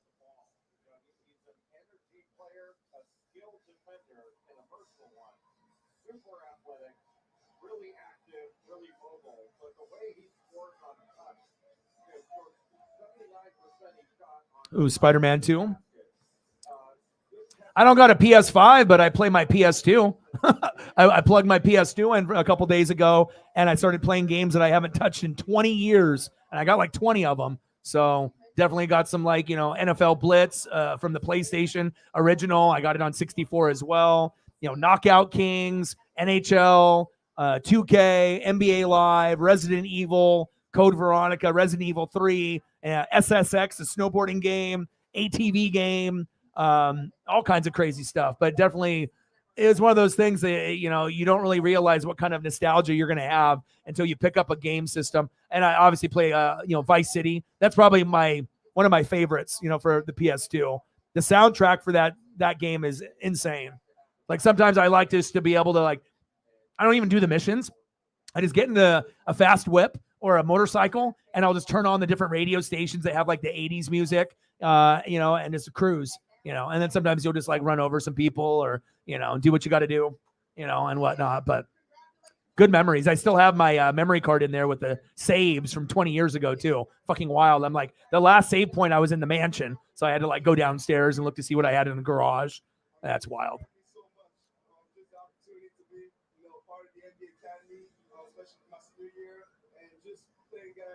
Guys like Ben Matthewen and, you know, Josh Giddey and all those guys. I mean, just a competition, and, you know, I got better every day, so it was an awesome experience for me. Your parents, Gaetan and Glenn, are here. You guys. Anything else you want to be able to see besides Bo Jackson, Cyber? If you're still in the building, let me know. Oh my God, versatility, hard work, you know, somebody that's going to bring some positive energy to the team, for sure. You know, he always says I bring a spark to everything I do, and he's going to bring a spark on the court and off the court, help the game, but also help the culture of the team any way he can, and we're so proud of him. And winning. Winning is a good thing. Well, you got on that cream tap, but the pick is actually going to Dallas, so I'm sure they will welcome your spark. Olivier, congratulations. Parents, congratulations. Thank you so much. Thank you. Monica, thank you so much. Just the joy that he was exhibiting there. So wonderful. Yeah, it's crazy too when they do these, you know, interviews and they don't let time pass, and then all of a sudden, like, you know, while they're interviewing him and talking about, oh, you're gonna love Atlanta. Oh, but you're actually not gonna go there. You're going to Dallas, you know. But it happens all the time. Oh, Bo and the Boz.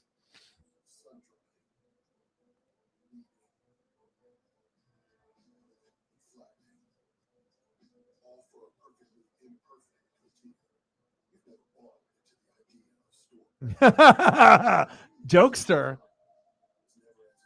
Here comes the money. Money, money, money, money, money, money, money. Oh, shit. Shit, I bet you did. You've been waiting for fucking to spit jokes for 4 months. Good to see you back, bro. He's wooing like Ric Flair. What's good? Good to hear.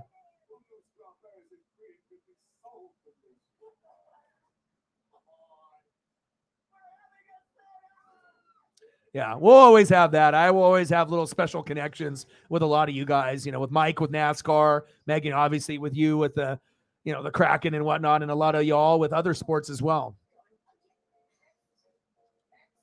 Oh, absolutely. But that's just the thing. Not everyone lives near a track, you know, where they would do that, you know, but that's the same thing. If you go to baseball or any event in person is better than on TV, but it's just a matter of if you have a connection. You know, do you enjoy cars, the speed, the sponsorships, you know, the actual drivers, the personalities? It's not, you know, it's not going to be for everyone. Just like basketball, college basketball, NBA, NHL, you know, even wrestling. I mean, except for football. Football is a little bit more universal, where you're going to get more people on planet Earth that can, you know, relate to NFL and college football, you know, and there's a lot for wrestling too, you know, and then obviously if you're NBA, NHL, MLB or NASCAR, it takes a special person to, you know, have a relationship, I think, with those sports.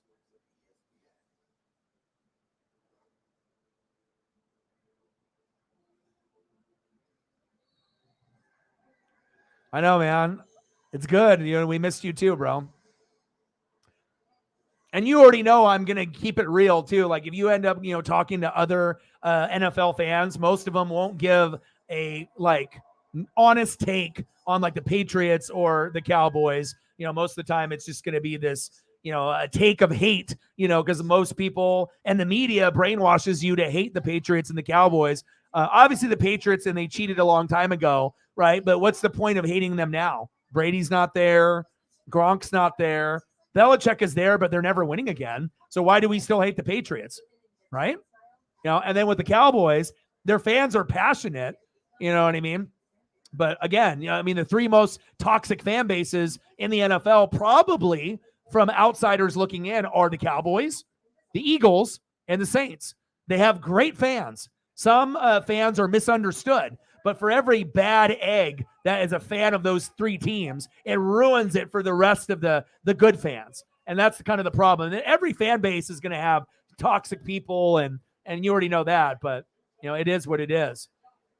But I always will keep it real with you, for Eagle fans, Cowboy fans, and fans of any team. Yeah, we missed you too, man. Yeah, I got the PS1, PS2, PS3, gave away my PS4 that I got from my buddy because my old boss, he ended up getting COVID and he missed work. And, I felt I should be a bigger person and, give up something that I don't really play. But now as I'm looking back on it, I probably should have kept it. You know what I mean? But again, I have a heart, on my sleeve. So if I know I can help someone out, I'm going to do it. So.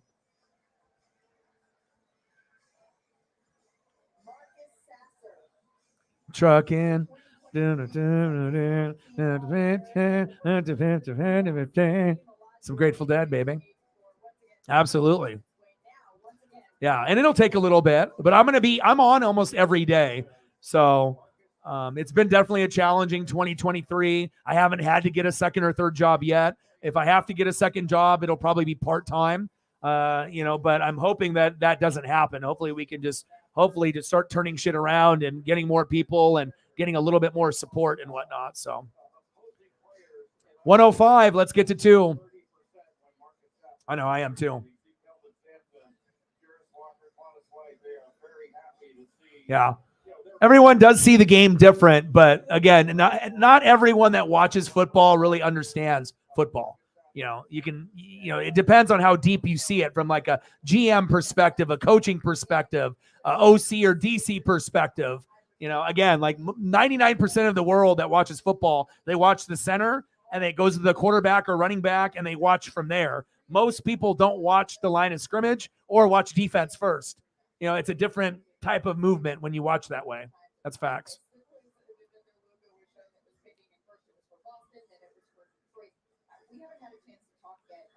Yeah. But I don't really play video games that much. I got like a bootleg Nintendo that's got like 500 games. I got the PS2. I can throw in the PS3, a little bit. But I mean, I spend so much time with Paisley. I'm kind of addicted to exercising and bettering myself. I don't really drink alcohol or do a lot of that anymore. So, I mean, I'm pretty much just walking. I got shin splints from walking so much, which hurt for about a month. But, obviously Paisley is number one and you guys are right up there with it. I mean, you guys are the two biggest things in my life, Paisley and this channel and my dreams and goals. So that's facts. Yeah, and trust me, not only Saints with their hate, Eagles and Cowboys are just as toxic. And there's a reason why a lot of the fan bases don't even want to deal with their own fans because they know, it's like it's shit. If you're going to have Saints fans argue with Saints fans, like on a verbal menace level, what do you think a Saint fan's going to do to an opposing fan? I mean, you can't even hang out or be like civil with your own kind of fan base that you guys are supposedly rooting for the same shit, that team to win and those players to win. But it's just too much criticism, too much toxic behavior and bad takes and, just a bunch of bullshit, That's, it's bad then when you can't even be a part of the fan groups of your own channel. But, I mean, that's just how it is.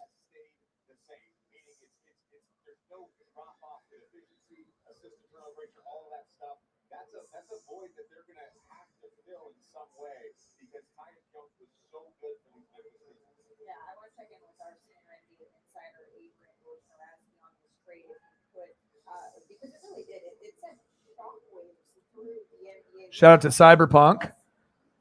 Sarah, appreciate you guys. Ask me which trade again. I'm sorry. I was just texting with a GM. All right, this is what you do, Woj. This is your name. We were discussing the Memphis Grizzlies acquiring Marcus Smart. How did that come to fruition? Well, once Boston's three-way deal with the Los Angeles Clippers and Wizards fell apart, they were going to send Malcolm Brogdon to LA. They re-engaged quickly late last night with the Memphis Grizzlies, who have been in pursuit of Marcus Smart for years. 2 first-round picks, got that deal done with Memphis. It's interesting. The Grizzlies, they wanted certainly that toughness and leadership and playoff experience that Marcus Smart is going to bring to them. 2010, they traded for another tough-minded guard who was 29 years old, who had played his college basketball at Oklahoma State, like Marcus Smart. His name was Tony Allen. They had a great run with a great Memphis team. But this is a team that needs a point guard to certainly take the place of John Morant for those first 25 games. But they imagine. Ooh, I like that one with the Bengals. This was a player that, again, the Grizzlies had been in pursuit of for multiple seasons.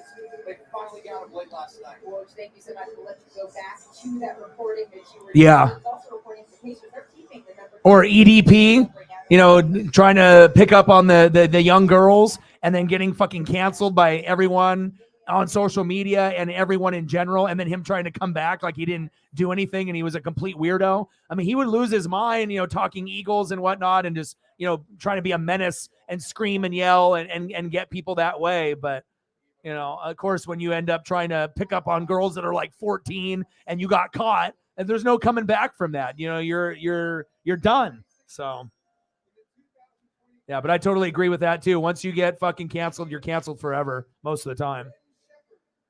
I mean, sometimes you get forgiveness, but it depends on the situation. senior guard from Belmont, the two-time All-League first-team selection the last 2 seasons.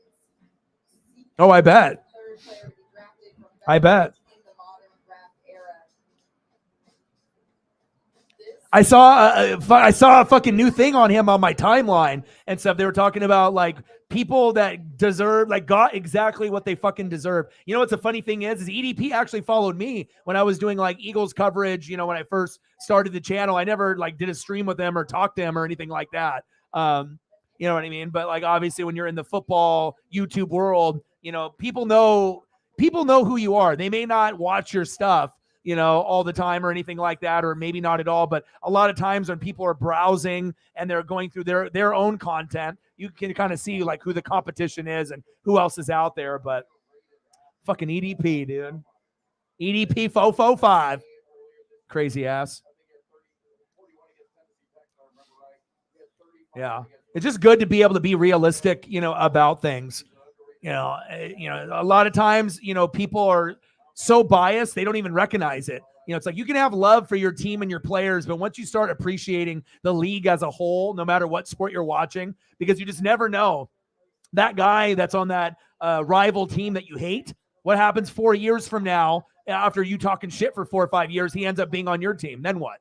You know what I mean? So it's like you got to be able to just, respect the greatness. You don't have to love all the other players or teams, in the division or in the league. But I think if you just start appreciating greatness overall, you start to have a better view of the game. It's like, having empathy and sympathy. Not everyone, has a good vibe or aura. Not everyone has sympathy or empathy. Not everyone can understand what it's like to be in other people's shoes.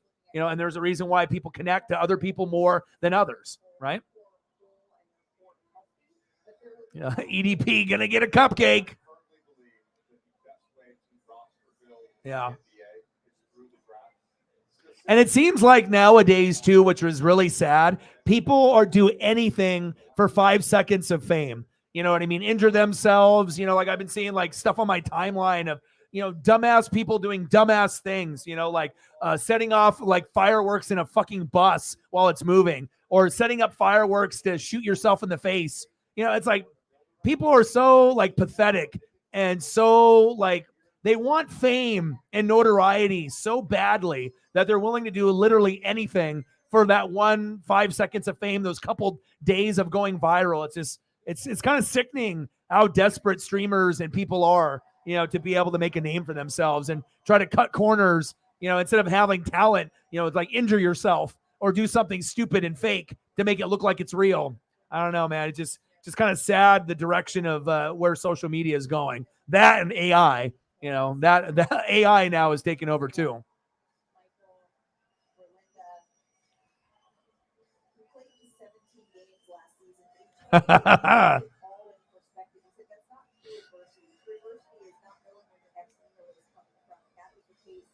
so many people that we grew up with. Philonomics in the building. What's good?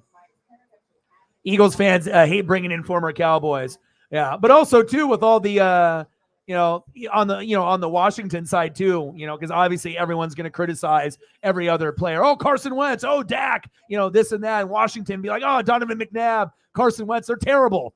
Fuck those guys. And then all of a sudden, 4, 5, 6, 7, 8 years later, then they're on that team. And then what do you say? You know what I mean? So it'll definitely be interesting to see where things go, with the rosters. But right now, if you're looking, on the outside in, the NFC is nowhere near what the AFC is. They do have better overall teams, and the defenses are better, but the defenses have to show up, in the big games, like in the Super Bowl against the Mahomes, But Saints will be good with Carr. They'll win that division for the next couple years. Eagles will be good. Well, it'll be, you'll have some movement in that division. Niners and Seahawks should be pretty good. Definitely Minnesota and Detroit look like they got something going there too. So, and then you'll see Cowboys and Giants still competing a little bit as well. But if you really look at the squads, there's not a whole lot that can compare to some of the teams on the AFC side. I mean, the only quarterback that's in the same level as Burrow, Allen, Mahomes, or Herbert is maybe Jalen Hurts. So hopefully the defense can be firmed up. Cyberpunk, what else do you want to see, brother? You got any other photos or anything you want to see besides Bo Jackson? I mean, it can be whatever. Video games, old school stuff from the 80s and 90s, wrestlers. We can continue down the bow train. We can go that route. Whatever you guys want.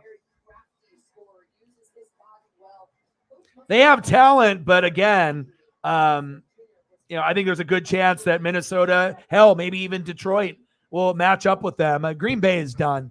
You know what I mean? Like their fan base, some are really, really good people, but a lot of them are very petty. And a lot of them, they don't even realize it, like supporting a guy like Aaron Rodgers and always making excuses. And it just seems like a lot of the Packer fans are fucking miserable.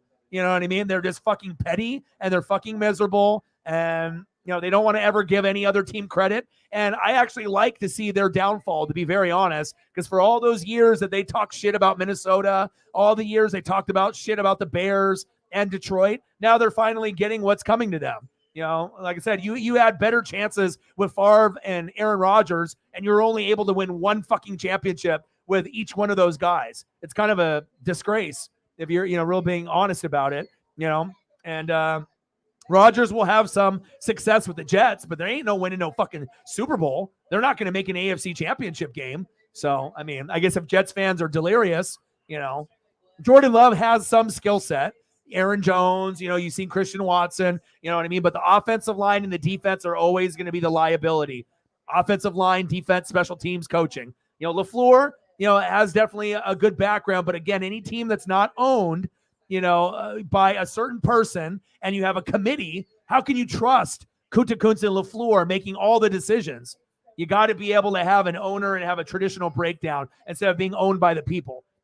I don't know. That shit ain't going to work, So for me, I mean, like I said, some Packer fans are fantastic. Some of them are great people, but a lot of that fan base is very petty. And like I said, I'm here for it. You know what I mean? Are they going to be bad enough to be worst? No, the Bears will always be worst, down at the bottom, but there is a chance the Packers finish in second or third. And honestly, I would love to see the Lions finish in second and the Packers third, Bears fourth, and have the Vikings win the division or the Lions win the division. I'm always, I always take note on how fan bases treat other fan bases. You know what I mean? Because the Packer fans for a long time never thought that run was going to be over. They were going to continue to be good over and over and over again. You know what I mean? But there's no reason to be extra and talking shit to these other franchises where you're better than them. Like now at that point, you're just bullying, and you're just being an asshole. You know what I mean? So at this point, for them to suffer or to do shitty,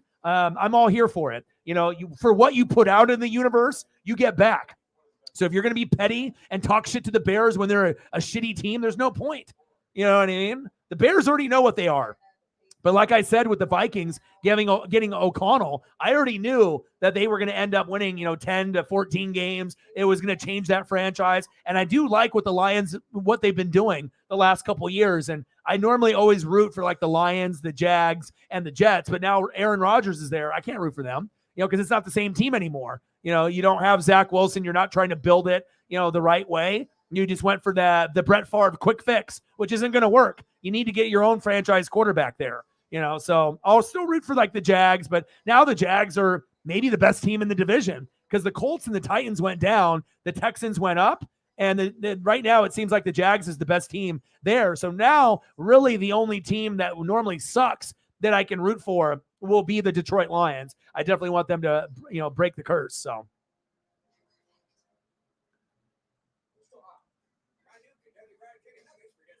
Yeah, but there are pieces on Green Bay that I do like. Jair Alexander, shit, who wouldn't want that guy? Christian Watson, Romeo Doubs, right? Aaron Jones, who? Aaron Jones, right? So there are some like cool pieces there. You know what I mean? But they always have injuries on the line. They always make excuses. And then when, Aaron couldn't get it done, instead of saying, yeah, I fucked up. No, it was the defense.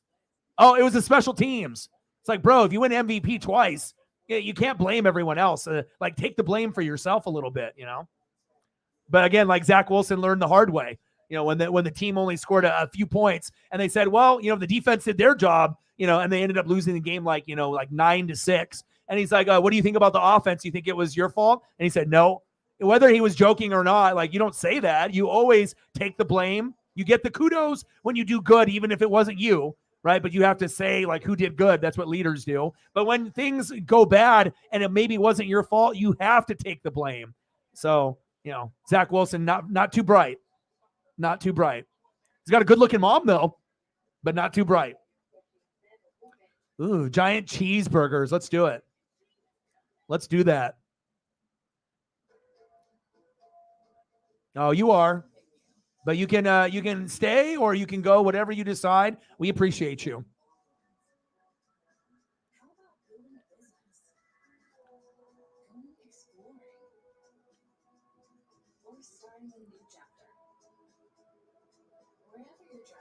Oh, yeah, they are.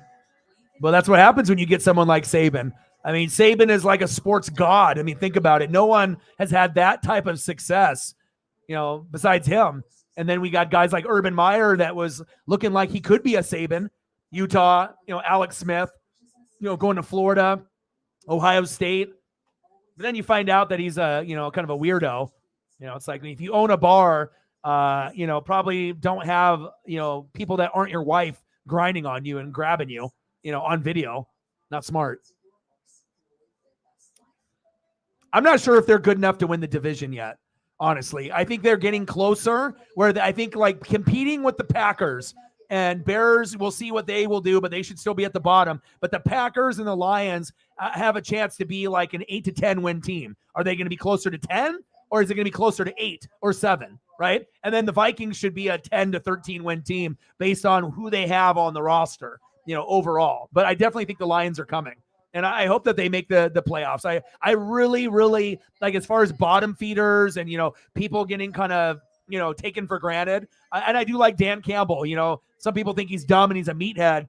I mean, I would run through a wall for that type of guy because if you ended up watching like Hard Knocks, he fucking does the drills with the players. How many coaches will get down and do push-ups or do drills with the players? If you have passion, right, and you actually show that you're willing to sacrifice with the players, you don't think those players are going to work harder for you? When you're yelling at them, they're going to actually listen instead of rolling their eyes and then, going to the bench and talking shit about you to another teammate, so.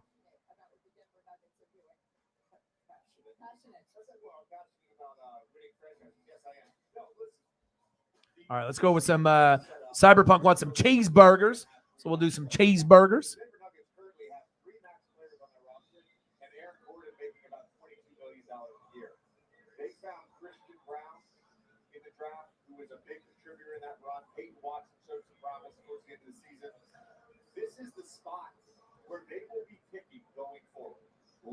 Love me some Bo. Bo knows.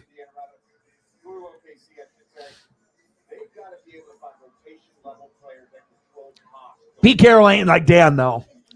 Pete Carroll is more of like a little kid, where he's young and he's smiling, what I mean? He likes to crack jokes. He's got good connection with the players. He cares about the players. Dan is like, I'm going to bite your kneecaps off and I'm going to scream at you. You know what I mean? He's way more intense than Pete. Pete's like a grandpa. Dan Campbell's like a fucking psychopath, like middle-aged psychopath. There's no resemblance there. You know what I mean? They're two completely different people, but they have two different ways they coach that can work for them. But, like I said, Pete's more of a player's coach. You could say Dan Campbell, is a player's coach as well, but with him, he's more intense and he's more of a yeller. He's more aggressive. He's not going to take shit. He's going to fucking yell and scream. Pete's not going to do that as much. That's not his personality. You know what I mean? Dan Campbell's like Jim Harbaugh. Pete Carroll ain't like them. But I'm not saying that Pete can't do that type of yelling, but that's not his personality. But they both can win in their own way. Come on. I ain't no dummy. I know people.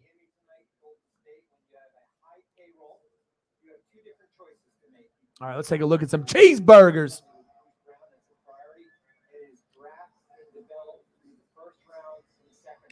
First, I got to start it off with the Buc-ee's photo because that's always a good place to start.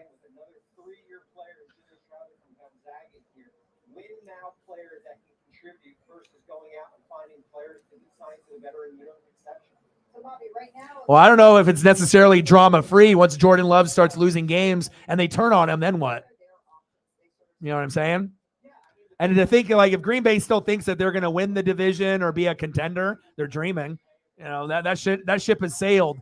They had a couple years there with, the Niners and the Bucks where they could have gone to a Super Bowl and probably lost.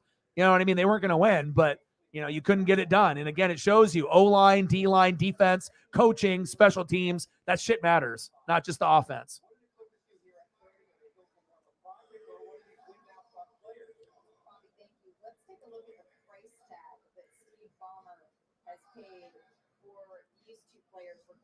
Yeah, but Campbell's might be the most intense coach in the NFL, but, he's not reckless with it, and he's got good assistants and coaches with him. And like I said, I like Jared Goff. I like Amon-Ra St. Brown. I like the pieces that they have. And like I said, it's just about the players believing that they can get the wild card or win the division. That's the first part, is getting those players to believe.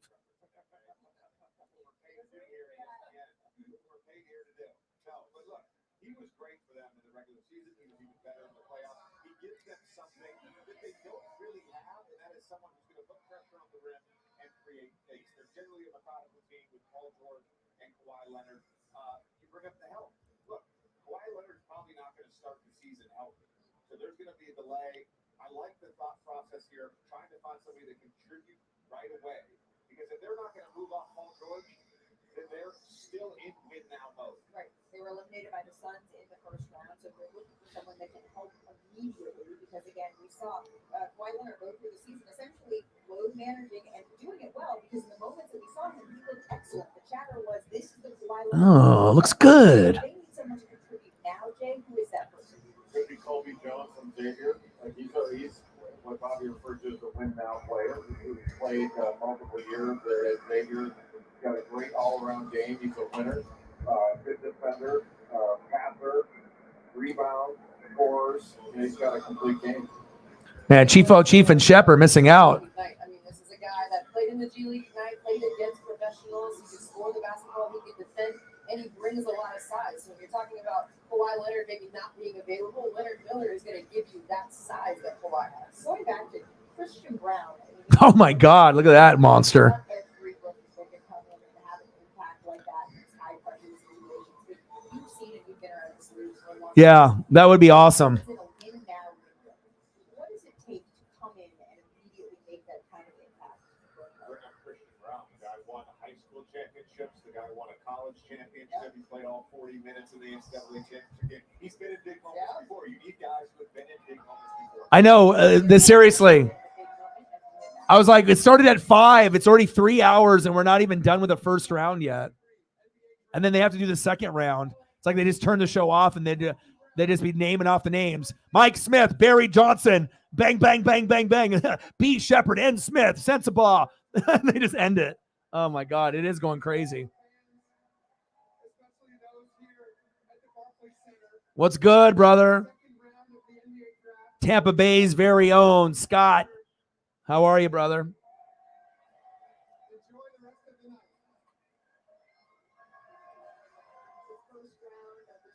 Yeah, that does. For real. I don't think I've ever had that one before. I'm always looking for something new. What's good, Scott? How are you? What's going on? What's going on in the sport world for you? Baseball? You following anything on that end? Obviously, with the Bucks, we're going to be terrible, and we're trying to tank, to try to be able to get, Caleb or Drake May or like a Michael Penix Jr. type. So we'll see on how that goes. Finley in the building. What's good? Decided to flip up the format a little bit. Doing freestyle streams is something I kind of enjoy doing more, but sometimes you got to, give and take. You got to trial and error, try to be able to, figure out the thumbs. I got that down and, but it doesn't mean that, we won't be watching certain things, but second round is coming up after the break, and then that'll be quick, and that'll probably be a 45. I assume it'll be over at 9. So in 45 minutes, they'll just be like bang, bang, bang, bang, all the picks in the second round. So.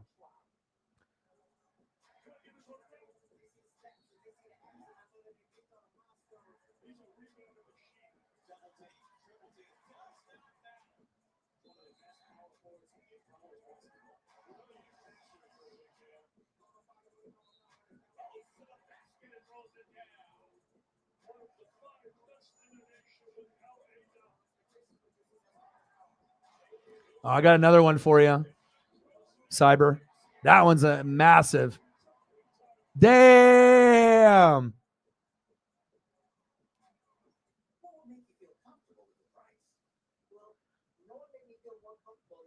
Oh, they're awesome, dude. There's a very good chance for a World Series run. Yankees and Astros aren't as good, right? Rays and the Rangers are legit. So Braves are legit in the National League. So, I mean, it could definitely come down to the Rays, Rangers, or the Braves. And, we'll see what happens. And then you got teams like the Orioles on the up and up. So anytime the Rays, or any team loses to Orioles, it's like losing to the Blue Jays or the Mariners from last year. There's no hanging your head. I mean, that team is nice. You know what I mean? But the Rays, obviously, and the Rangers are a little bit better. At this point, those are the 3 best teams I feel in baseball right now. But it's cool to be able to see the success that the Rays have, the Rangers, the Pirates, the Diamondbacks. I saw one play with Corbin Carroll. There was a single, and he went from first to home. That guy is insane. It's cool to be able to see rookies and new guys come up and do well.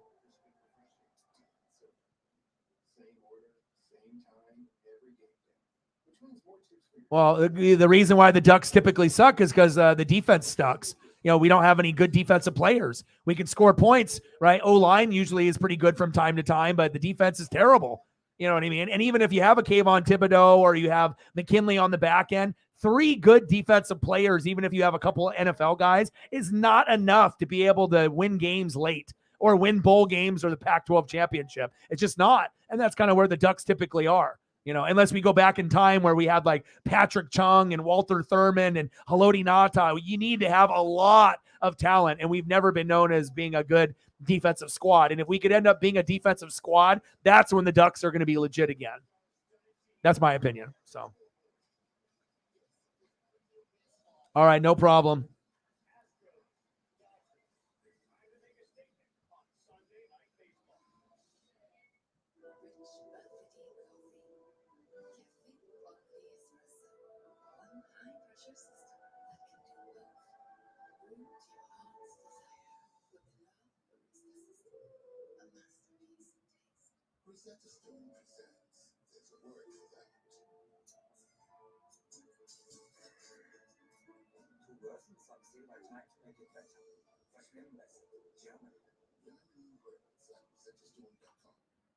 She's hungry. He's hungry. They're hungry. That's why at Purdue, we're always hungry for better tasting chicken. So we use all vegetarian meat and no antibiotics ever. Because when chicken is raised right, it tastes like nothing else in this world. Purdue, hungry for better chicken. With an Invisalign smile, everything clicks. And that class reunion becomes Invis is the #1 doctor recommended clear aligner and more predictable results. Invisalign. It's a team game. Every success reflects the circle's inputs. All right. So when you ended up picking for the Magic, Anthony Black and Jeff Howard, why did you pick two shooting guards? So there has to be some kind of trade or something's going on there, it seems like, but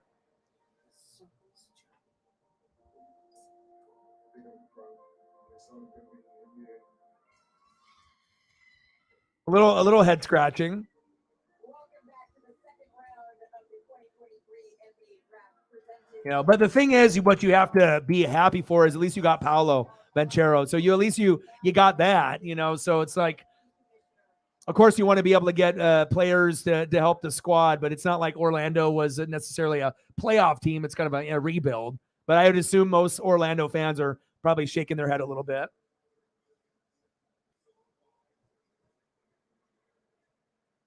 $105. Let's get to 2.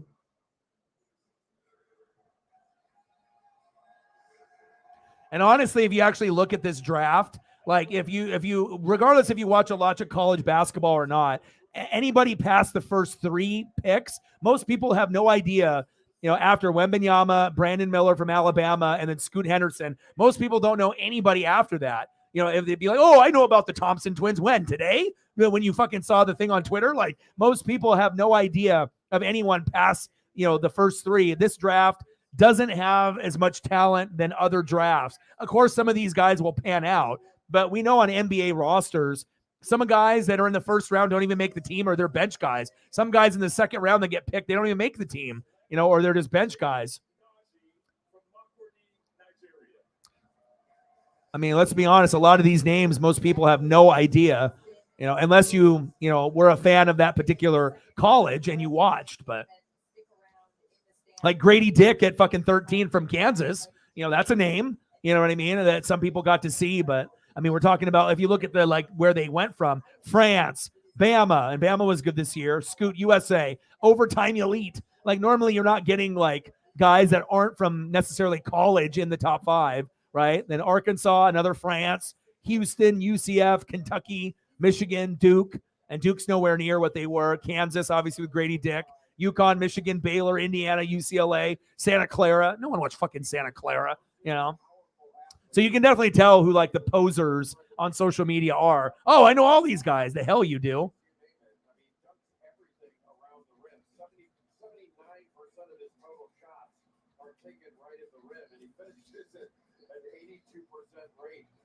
Because he plays above the rim. I mean, he jumps on the way up. But a physical specimen that.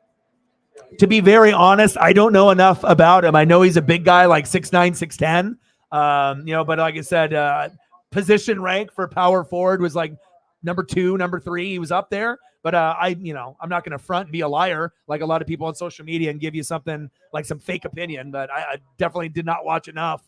I know a little bit about a lot of these guys, but not enough, to really have a good evaluation besides Wembanyama, Miller, and Henderson in the first 3. So. Minutes per game, and started off in Hungary, then went to FC Barcelona. But as you said, only started playing basketball at 12 years old, was found at 14 on Facebook, then went to Hungary, and now was in Spain last year. Bobby, thank you so much. That's as we send it back to the podium, and March Tatum is already flying.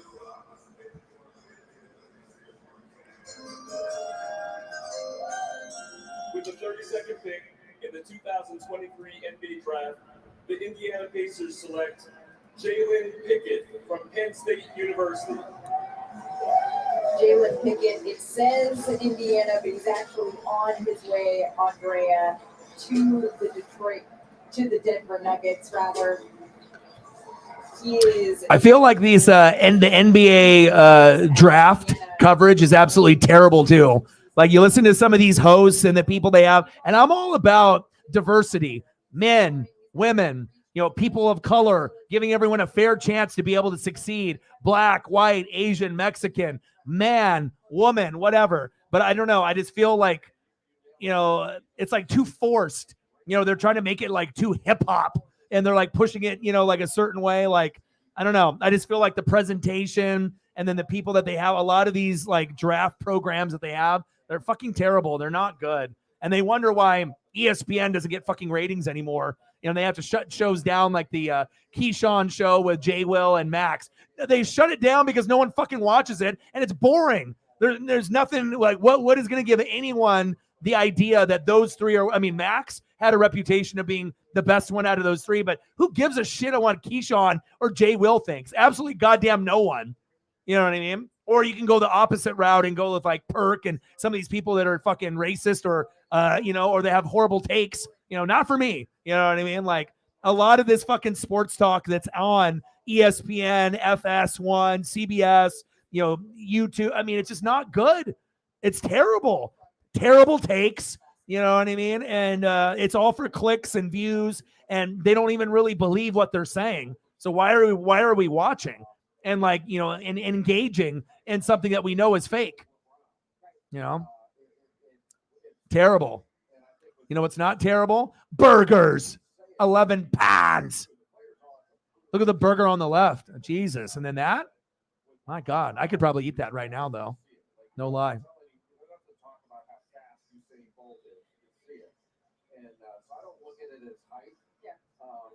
There may be other years where we talk about the number. There's a number one pick every year. They're not all the same, as we know.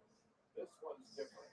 Like Wembanyama is different, and it's just a higher level. So, yeah, Wembanyama is different, but if he's that tall, what happens with injuries? Can he actually stay healthy being 7'4", 7'5"? Yeah, he can dribble like a shooting guard, and he can shoot threes. You know what I mean? But hopefully he can stay injury-free at that height.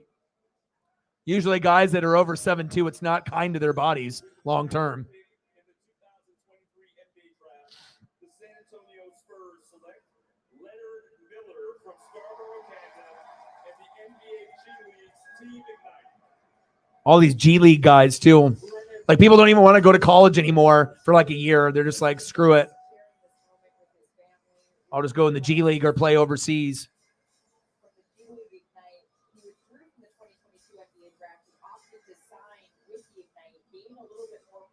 Andy Reid special.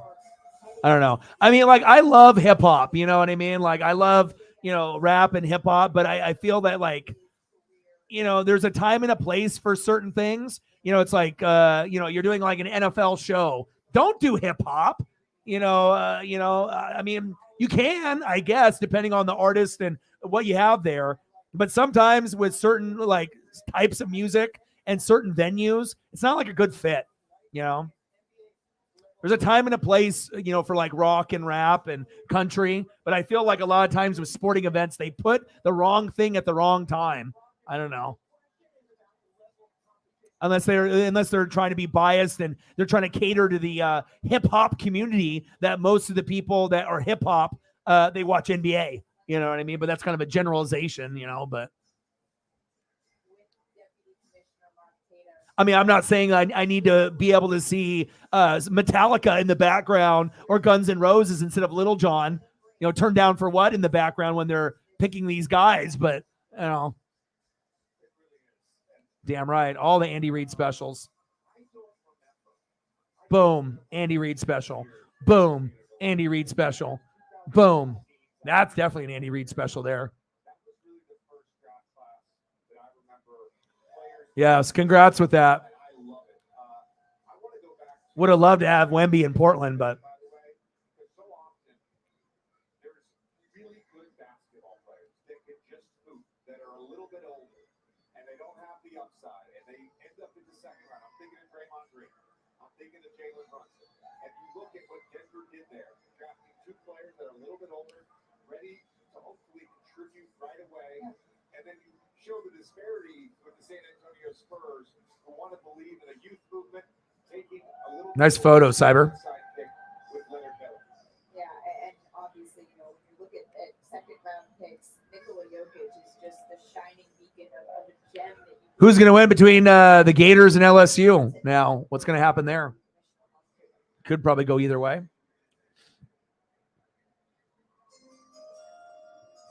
With the 34th pick in the 2023 NBA draft, the Charlotte Hornets select Colby Jones from Xavier University. I don't know. I just always find the, I don't know, NBA draft, like when there's good players and everything, it used to be a point where you'd have 10 or 12 guys that would be well known. Now in the last few drafts, 3, 4, 5 years, I feel it's like 5 or less. And there's like a lot of like no-name people that people don't even know. All the bacon.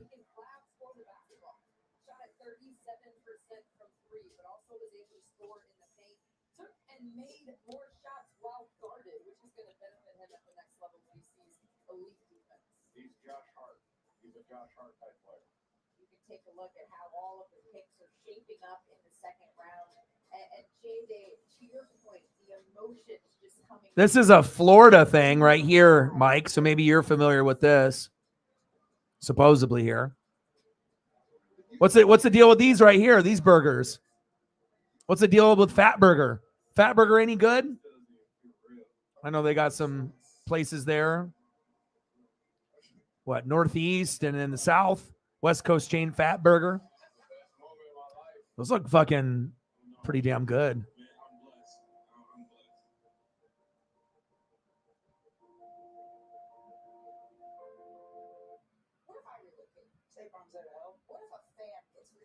You think Gators are going to win it?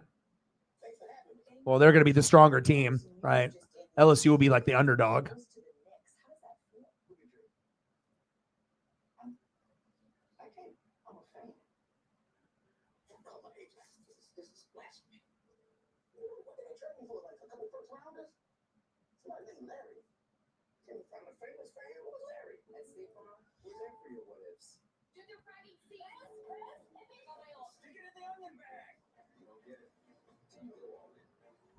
Oh, it's a little messy for a burger, and the bun looks a little unproportioned with the bun and the meat. The meat looks like it's a little bit too big for the bun or whatnot, but it still looks good.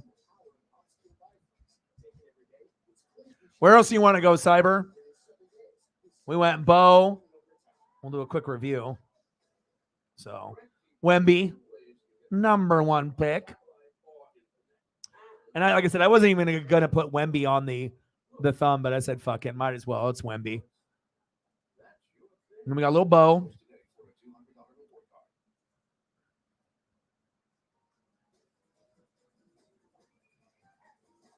Yeah, but everything's, well, anytime a freestyle stream, it'll always be fans' choice. And, we can do football, wrestling, get kind of back to our roots.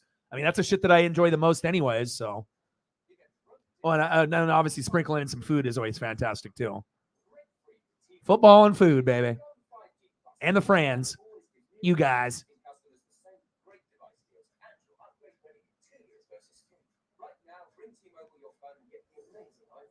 Man, I'm hungry as shit now. All the burgers.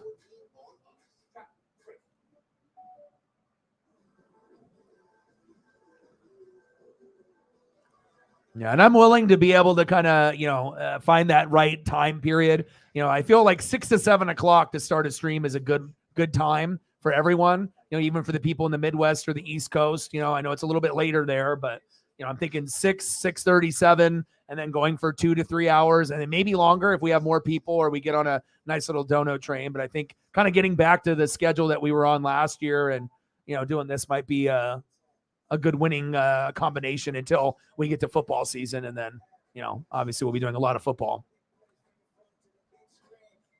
Yeah. And then I might have to end up, using a different streaming platform, because obviously the other platform, it just wasn't working. So with like the OBS Studio, Streamlabs, I got to see if I download it, if it'll work properly so I can use like a scoreboard, for like NFL games and whatnot. So we'll see. I will probably be experimenting, and some of the streaming platforms you have to pay. So I got to be able to see like what options I have, to be able to, layer things a certain way, to be able to either have like an ESPN page behind me, or me able to have the scoreboard at the top that I want.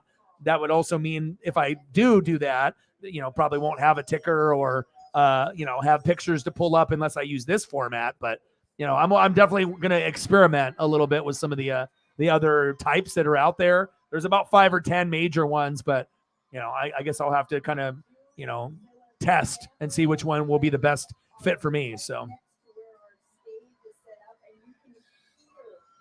Oh, the boss. Let's do it. Our friends, our family members, so excited for Julian Phillips. This pick, although it says the Boston Celtics. Good choice. That's why I miss having you in here and having some people in here, Mike or Cyber. It's like, Sarah, like we need to be able to have people, Holly, where you have people that will interact in the chat to kind of keep things going.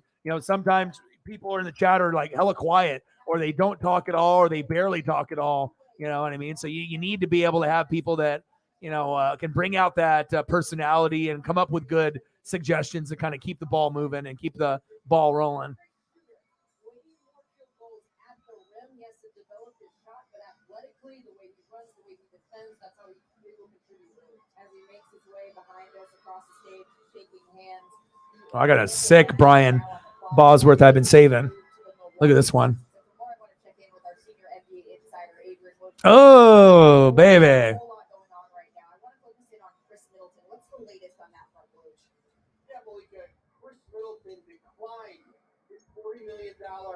Middleton declined. Season that makes him an unrestricted free agent this summer. Now listen, there's no more vital sidekick to Giannis Antetokounmpo than Middleton. He's been a huge part of their success. Listen, I think there's still a very good opportunity for the Bucks and Middleton to get together on a new contract this offseason.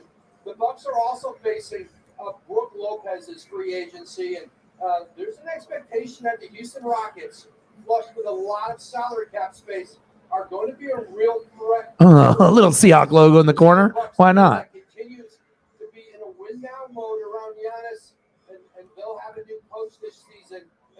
Oh, yeah, absolutely. I'm not going to not be. So when I actually, YouTube will always be YouTube and Twitter, but it's just the program that I use to link to YouTube and Twitter so that, the customization on how the stream looks. There's different companies that you can use for their, companies or programs that you can use to do it. But yes, I will still be on to YouTube.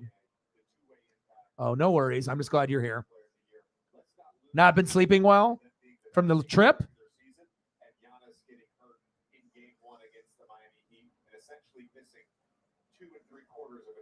That series may be different if he's healthy. Right, disappointing end to the Milwaukee Bucks season, but you have to believe that they are going to be back with a vengeance. Once again, that's where this pitch is headed as we head back to the podium for Deputy Commissioner Mark Taylor.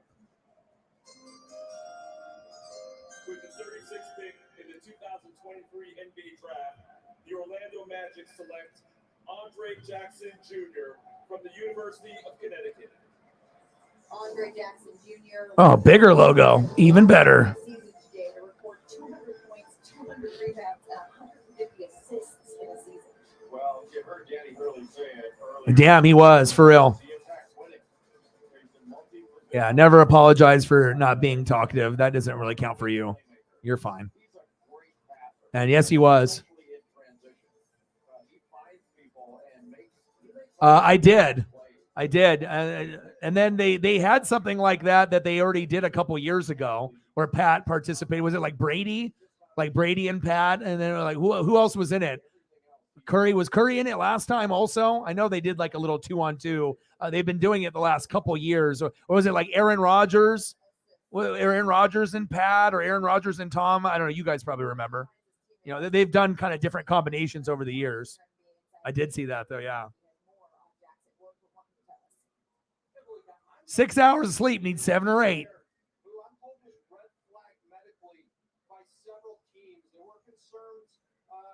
I won't leave you. I'm always going to be here. I'm just always trying to, cater to the fans. And, sometimes I'll experiment to try to get more people to come through by doing things like NASCAR, baseball, NBA, college hoops. But, if we find that just doing the freestyle streams is the best move besides football season, then, that's what we'll do. We can always sprinkle in a, baseball game, a NASCAR race. But if we stick to doing 5 or 6 freestyle streams besides, during football season, then that's probably going to be what we'll do. I just want to be able to hang out with the people that are supporting me the most. And, if that means not doing some of these other things, because it's not like I have to do them. I was just trying to, grow the channel anyway. And sometimes doing things that you normally don't do. You'll be able to get certain types of new opportunities with people, but I obviously want to cater to the GOATs too. So, oh, Josh Allen. Yeah. So who was it in it last time? All right, hold on a second. Hello? Hunter Tyson, he is the first Clemson Tiger drafted since 2017 Yes, that would be good. year day. He's a three-point shooter. Career 37% from behind the arc at Clemson. And he shot close to 40% on catch and shoot threes. Oh, okay. He's a first All right, he's a high-level rebounder.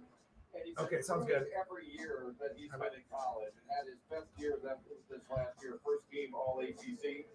Averaged about 15, 16 points a game, shot just under 50% from the field, but 10 rebounds. All right, trying to find some more Boz photos here. Started here in the second round from Barclays Center. We'll be back on the other side of this break.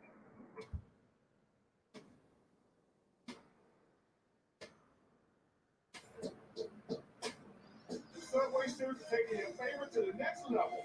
Like the number 20, the Elite Chicken and Bacon Ranch, grilled with rotisserie style chicken and double cheese. I love what I'm seeing here. That's well-cooked chicken. The Subway Series just keeps getting better. You want to be like the greats? First, believe you are. Everyone's favorite movie, Stone Cold, 1991.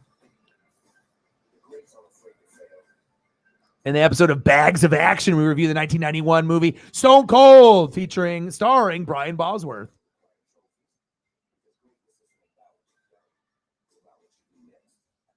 I don't think I've ever seen this movie. You learn something new every day. That's for damn sure. At Nissan, things are different. They design cars that look like swords. Gladiators. The future. Or, wow. Nissan knows what thrill looks like. Because they design it into every car they make. Confident about what you start by? Nope. Why not ask the most confident person you know? My old high school coach. Just say, show me the Carfax value. You'll get the most accurate price based on the vehicle's accident. Shop at allin.carfax.com. Ready to switch? Break up with wipes. Garnier Micellar Cleansing Water. Micelles cleanse like a magnet without harsh rubbing.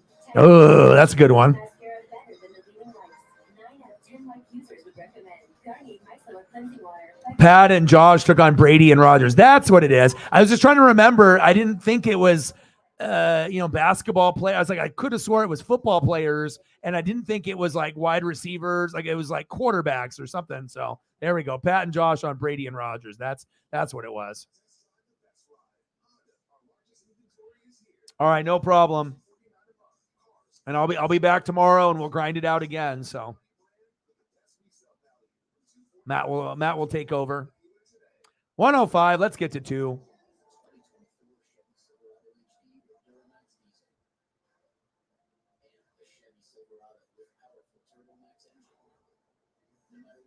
So what's been good with you? Cyberpunk work? I mean, anything new going on with you?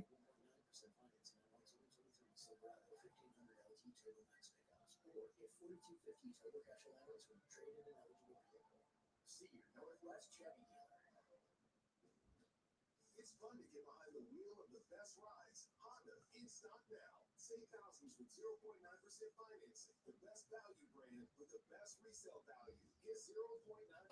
Search a local Honda dealer today.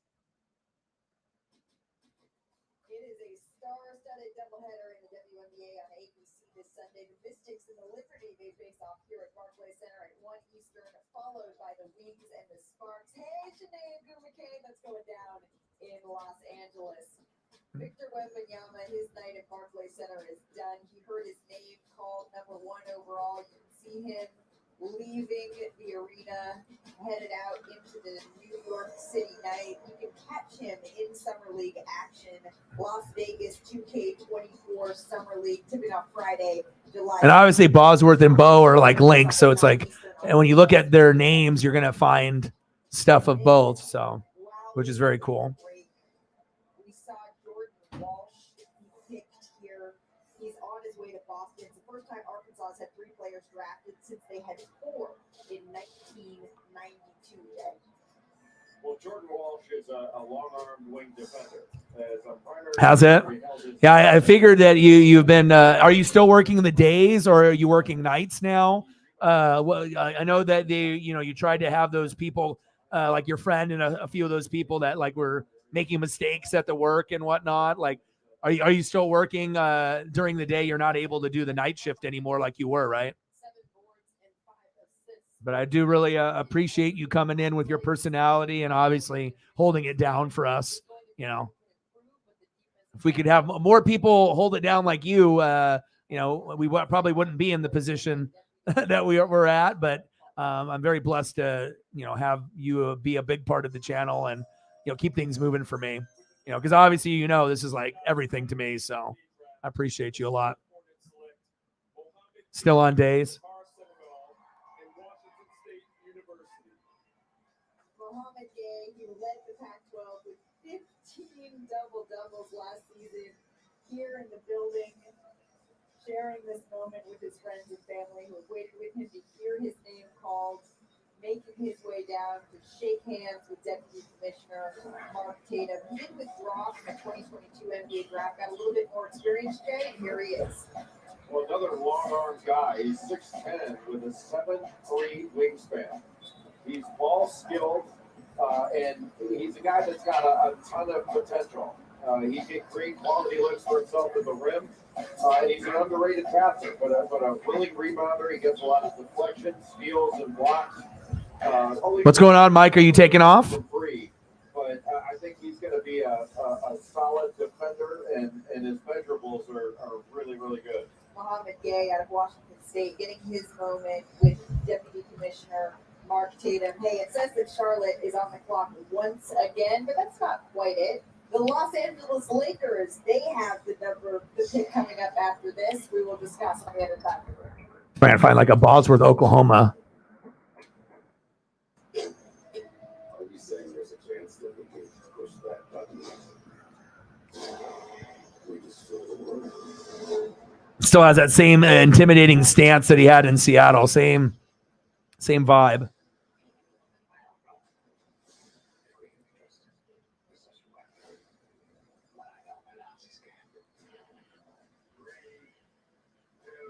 So he's like right there, right? Leaning over.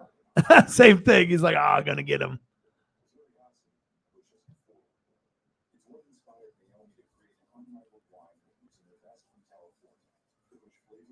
No wide receivers just yet.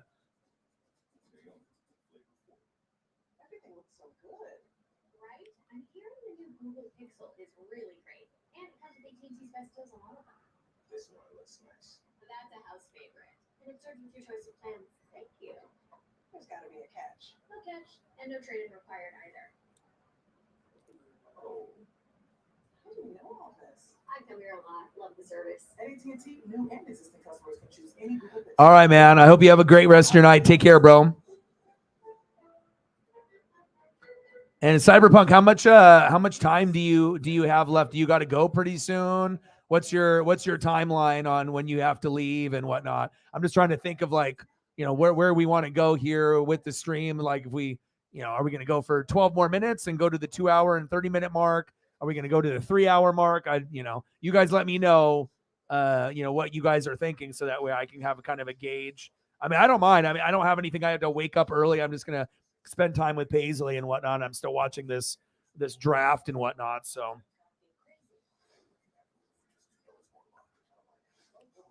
yeah, but if you want a wide receiver, I can throw a wide receiver or something up for you.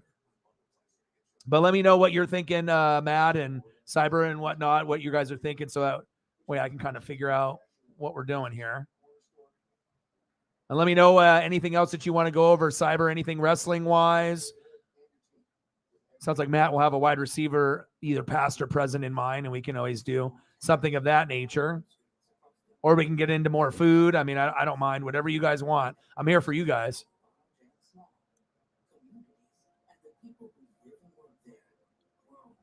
It's cool. Some of these I've never seen or I haven't seen in a while.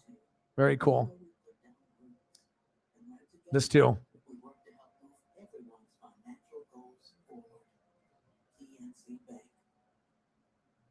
You got time? Okay, cool. You want how much time you got? Should we go for another like 40? Go to the 3-hour mark? And you got time too? Like I just want to be able to, some people got shit they got to go do, and I got nothing to do. I'm just hanging out. So, all right. Well, you guys decide where we go. You just type in the chat where you guys want to go, and I'll do the work. So, you let me know if we want to do food or any type of athlete type stuff.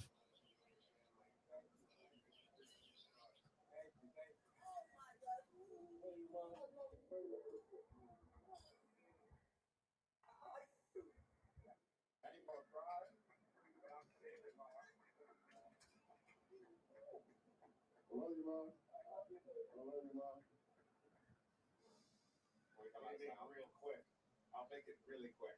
Well, we're back. Welcome back to the 2023 NBA draft. JJ said when we come back, can I complain real quick? So I guess the answer is yes, JJ. What's up? When I got to Barclays today and I looked around and I saw these gigantic tables, I thought back to my draft night. Yep. And they only allowed 8 people at the table. My 2 agents, I'm one of 5. My little sister was up in the stands, and I fought the NBA, and they wouldn't give it to me. And I still feel bad about it 17 years later. I was literally texting her tonight, and I was like, you wouldn't believe the size of these tables. Well, hopefully. Give you a little bit of love there. I know you like the Broncos. Let it go. Let it go, brother. Yeah, I know. I mean, that's why I decided to, do NHL and MLB and NBA and college hoops just to see if we could get some, new people to support and, to dive into those types of things, you know what I mean? But, that's the only reason. If there was more news popping off, yeah, I mean, shit. I mean, I definitely would rather do, NFL and wrestling stuff first than anything else, honestly, as much as, I enjoy baseball or NASCAR and these other things. I don't have to do it, With the 41st pick in the 2023 NBA draft, the Charlotte Hornets select Amari Bailey from UCLA.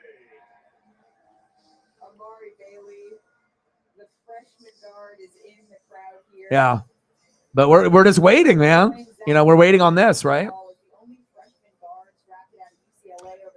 Realistically, I think they got, they got Brees, you got Garrett Wilson, who's, the next up and coming big thing at wide receiver. Obviously you've seen some good things out of him and Olave last year on the Saints and obviously on the Jets. Sauce Gardner is a fucking amazing, right? But I think it really comes down to offensive line is depleted. Defense is very suspect. Yeah, Rodgers, is going to improvement over Zach Wilson. But if you don't have time to go to your wide receivers and have the routes develop, you're not going to be that good. You know what I mean? Like if they know how to defend you the right way and your O-line is shaky. So I definitely think that the Jets on the high side, I think could win 10 if everything goes correct and be like second place to the Bills, and then Dolphins below them. And, obviously we already know what's going on in that particular division. Patriots probably last if that happens. But max wins probably 10. If everything goes crazy right, maybe 11, but that's pushing it. I would say 10, 11 at the very, very most, but realistically, I would probably say 7 to 9 wins is more realistic. Just looking at their team on paper today, could that change if they pick up some other people or if there's injuries in the division? Yeah, that could definitely change. But I'm looking at more of a 7 and 10, 8 and 9, or a 9 and 8 team. Honestly, that's kind of how I feel. I don't know if you feel any different, but I think a lot of the Jets fans are kind of delusional, thinking that they're going to win 11, 12, 13, 14, 15 games with Rodgers. Like, you got to have an O-line and a defense. You have some pieces, but you don't have enough to go to the AFC Championship game or anything like that, in my opinion. How many do you think? 7 to 9 wins? I mean, I got to give Rodgers some love. If I didn't think that he was any good, then I would say even less than that. But I think 7 to 9, as like realistic, and then best case scenario, 10 or 11. But it's very unlikely that, they're better. I don't know. Well, we'll see what the Dolphins do if Tua's the guy or he's not, or concussions and whatnot. But You know, the Dolphins are hit or miss. Jets are hit or miss. Bills defense sucks, you know, but we'll see. Now, the circumstances of all of these, Bradley Beal had a no trade clause. He can kind of dictate where he went. Kristaps Porzingis had an opt-in to his player option that came down to midnight. And with Chris Paul, he's not at the stage of his career where he's going to necessarily warrant a first round pick. They end up getting one in 2030 in the future that's protected. But it's just a very odd situation to rebuild without getting a bunch of draft capital in return for players of that caliber. They did go get Jordan Poole in all of this. What do you make of that? Jordan Poole may lead the league in scoring next year. I mean, he's going to have a lot of freedom on that team. And this is, look. I got to give you some good stuff after he had that Broncos and Ducks cheerleader debacle. So at least I can give you some legends.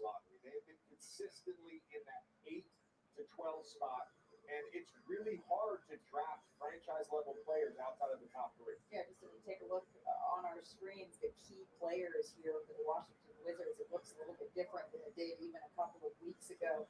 Jay, as you're looking at guys that potentially fit the timeline of what Washington is trying to do here, what do you realize on? Well, I mean, there are a number of good players available, but it depends kind of what you want. Like the guys that are ready to play now, the college players. You know, I like Trace Jackson Davis.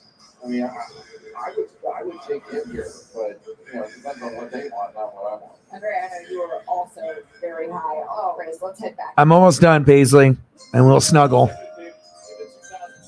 Paisley loves to snuggle. The Washington Wizards select Tristan Vucevic from Athens. Look at Patrick Chung. Tristan Vucevic from Athens. Bobby Marks has been zeroed in on his game. Yeah, 7 to 9. You know, I don't even know how they were gonna. I mean, the only way that they win 10, you know, and go 10 and 7 is if the Dolphins and Patriots are really hurt and they sweep both of those teams and get 4 wins. Then you maybe get to, you know, or if you split with Buffalo or something crazy happens like that. But I don't know. I think you're right. Somewhere in there. I think we're both are on the same page. I mean, Rodgers is overrated. Period. Like they just think, oh, we got Rodgers, things are good. Well, they'll find out. Yeah, he began his pro career with Real Madrid back in 2018, 19. And if you were talking to him, we were about this. He did not necessarily come over to Denver Nuggets right away. The way the thing fell with his team that he would play with in Spain, they saw a game that he would play very well in. And they said, no, thank you. Actually, you're going to be headed to the NBA, and it seemed to have worked out pretty well for him. But sometimes with these second round picks, we do see a little bit of that here. Once again, we find the Portland Trailblazers back on the clock. Oh, Blazers back on the clock. They start to end with Damian Lillard, and so far he's indicated that he doesn't want to continue down the path that they're on, which he wants veteran players that are going to help them win now. And when they pick Scoot Henderson and they ARH. God.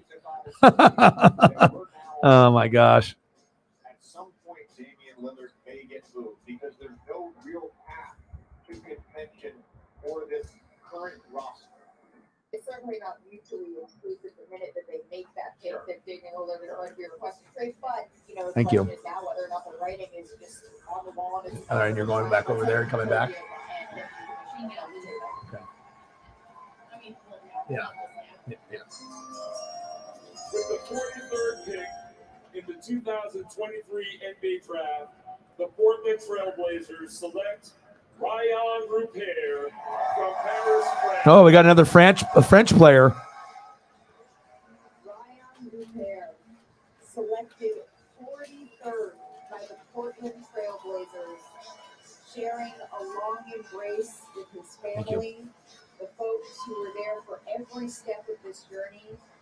He is the last man in the green room tonight, a smile across his face as he waited patiently as hours and picks went by for his moment. Ooh, there you go. There's a little good representation for you.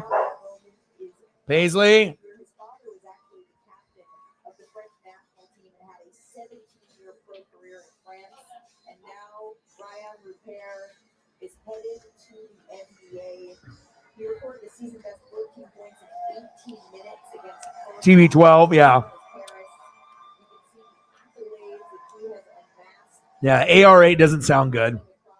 It sounds like or AR-15 or like Anthony Richardson, or AK-41 for Alvin Kamara, but AR-8 sounds like a weapon that's not good enough to be an AR-15. Half of an AR-15, AR-8. They're going to get half of what they got that Aaron Rodgers when he was on the Packers. They're going to get half of that. So AR-8, that's what they're going to get.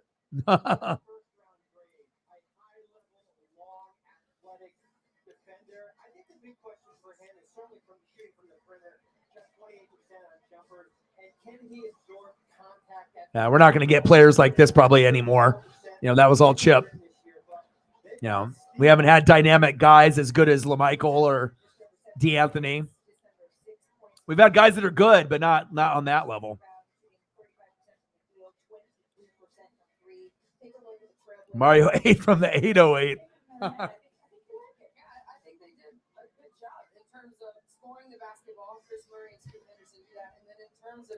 Where else do we want to go? We got 30 minutes.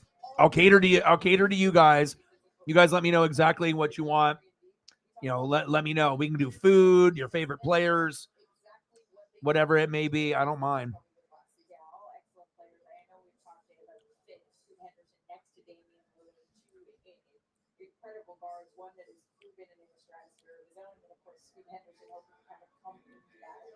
Yeah, I mean, you got Scoot Henderson, who's incredibly explosive, worthy of the second pick behind Wembanyama. He went third. And then you've got Chris Murray, who you can plug in and play right away. And then Ryan Repair, who you can, at 43, is the value. Yeah, Blazers draft actually was pretty good. But, again, we're nowhere near being a contender. I did. What do you think about it?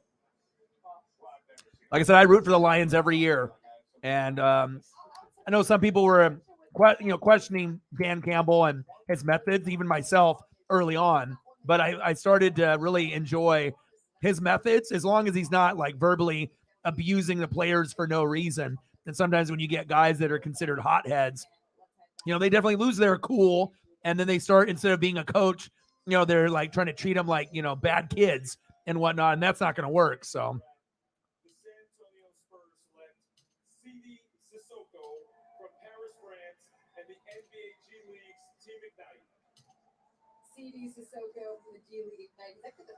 I'm just deleting some of these other things that I have up here. You actually stole my thunder. That's what I was going to say there.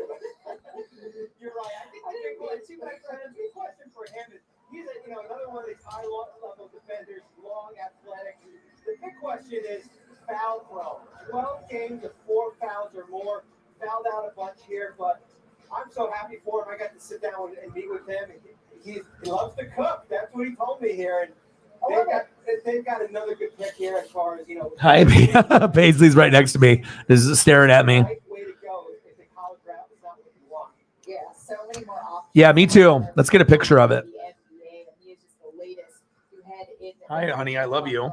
Thank you so very much. We are still going here in the second round of the 2023 NBA draft. We will be back on the other side of this. Twins in the NBA, that'd be pretty crazy. Twin brothers selected back-to-back here in the 2023 NBA draft. I guess the beginning of something great.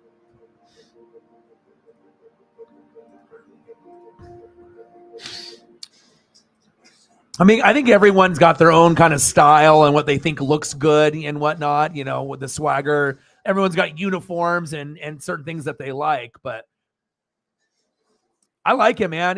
Like I said, there's a lot of different ways that they can go about it, but the little subtle details with the gray, you got to do the blue and the gray with like the Lions. And yeah, I mean, there's all kinds of different variation of designs that they could do on the helmet itself. But yeah, I like it. Something new, something different.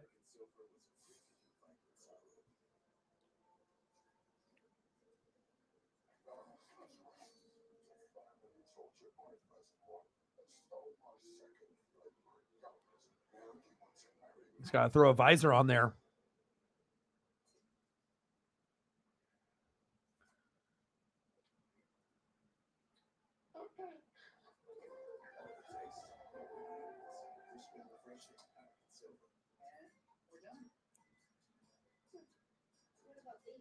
And I know they're going to be wearing them with the gray, but I think they should wear them in like an all blue. That would probably look better, but or a blue and white combo or something, or all gray combo.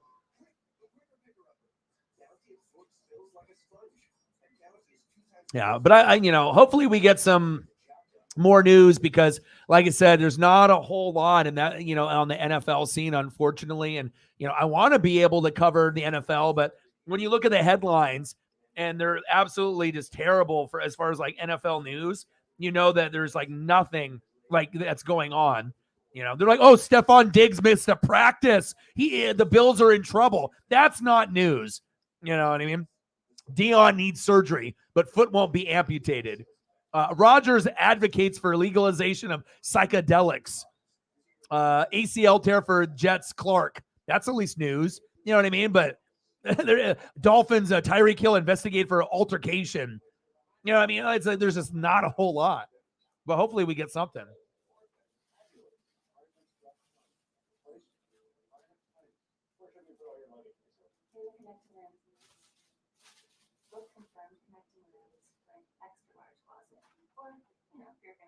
You need a connecting room for whatever reason, it matters where you stay. Hilton for the stay. The following transformation is real, but temporary. Now any guy can temporarily cover grays, fill in thin, patchy areas, and create a fuller, defined look for beard and brow. Say hi. New, just for men, one-day beard and brow. Breakthrough color that stays put for the day until you wash it out. Transform your look. New, just for men, one-day beard and brow color. You're watching the 2023 NBA Draft presented by State Farm. And one of the things that has been on full display tonight is how many different Basically want to say hello. are to the NBA here. There's some things that are required, right? Entrance, you have to be at least 19 years old. Yeah, I like it too, though. And if you're not an international player, the draft team must be at least one. You know what? I do too. You know what I mean? I thought this, new move would be good and whatnot, but I don't know if I really like him or not. I feel like crystal ball. I knew that loyalty is nothing in college football. It's all, especially if you have an alma mater and whatnot. But I like crystal ball's vibe. You know what I mean? It seemed like we were heading in the right direction. It just sucks that the U had that opening at that time because I think that we would have been better off just keeping the crystal ball, tenure going.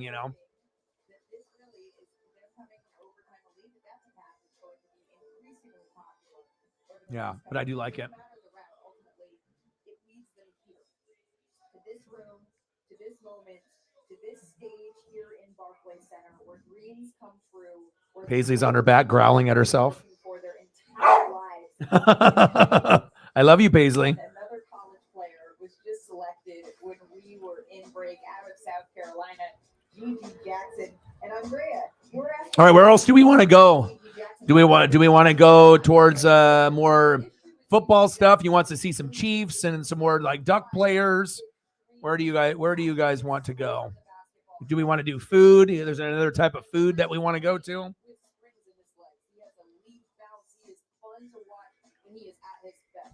again, Gigi Jackson was selected while we were in break, and now we head back to Deputy Commissioner Mark Tate. With the 46th pick in the 2023 NBA That's nuts. Draft, the Atlanta Hawks select Seth Lundy from Penn State University. Seth Lundy, the 2022-23 All-Big Ten honorable mention, named to the Big Ten All-Tournament team here today. I mean, there's no guarantees that our defense would be better because Crystal Ball wasn't good at bowl games either. But we just need defensive players. They don't. Kayvon Thibodeau's don't grow on trees. You know what I mean?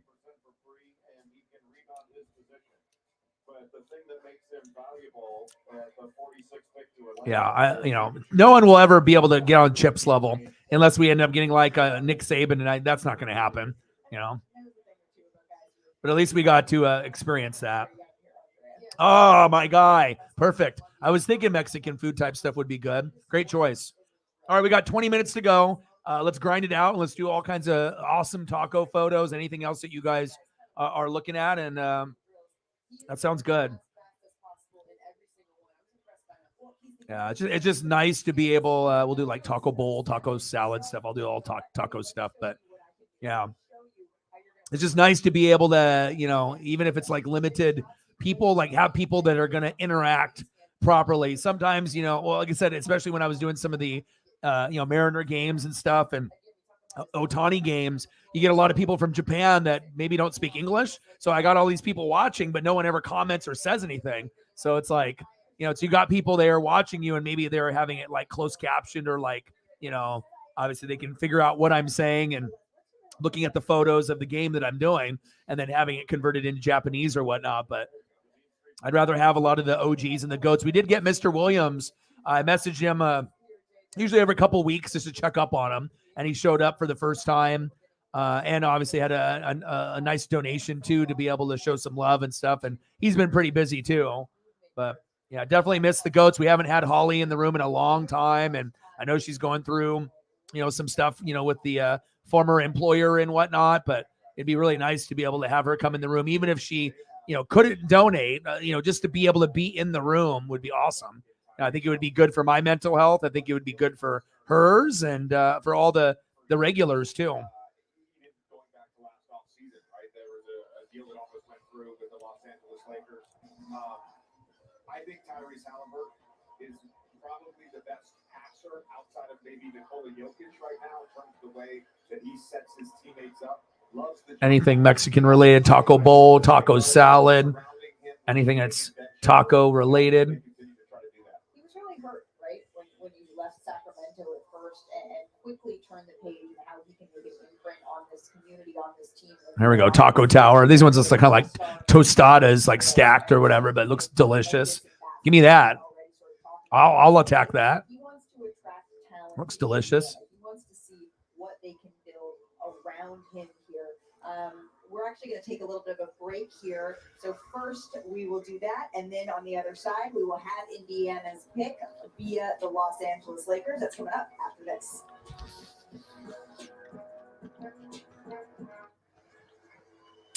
But I appreciate you coming in, man. I mean, like I said, sometimes when we'll do streams, we'll be, you know, at 50.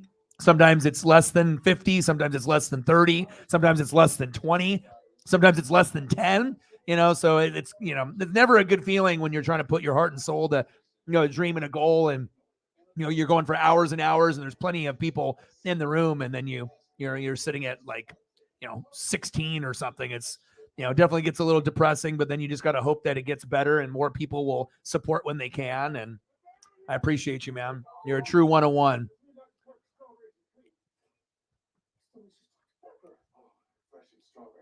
Stir fry bowl. I can do that too.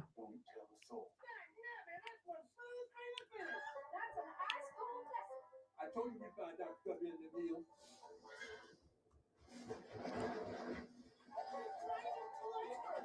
I knew Dr. Pepper strawberries and cream.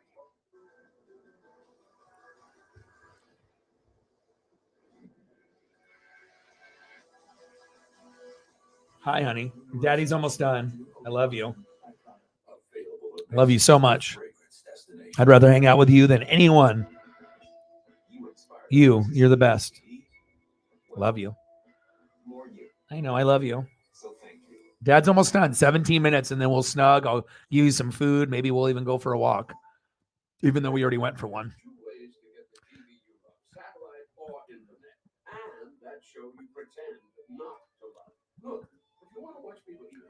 I did find on my walk, there was a, you know, people that were, you know, they have like a outside, you know, patio set with like, you know, metal chairs, you know, with the cushion. And normally I go to the river and there's this little fishing spot, you know, in the brush, you know, and normally I just sit down there and, you know, maybe I'll smoke and, you know, just kind of relax and whatnot.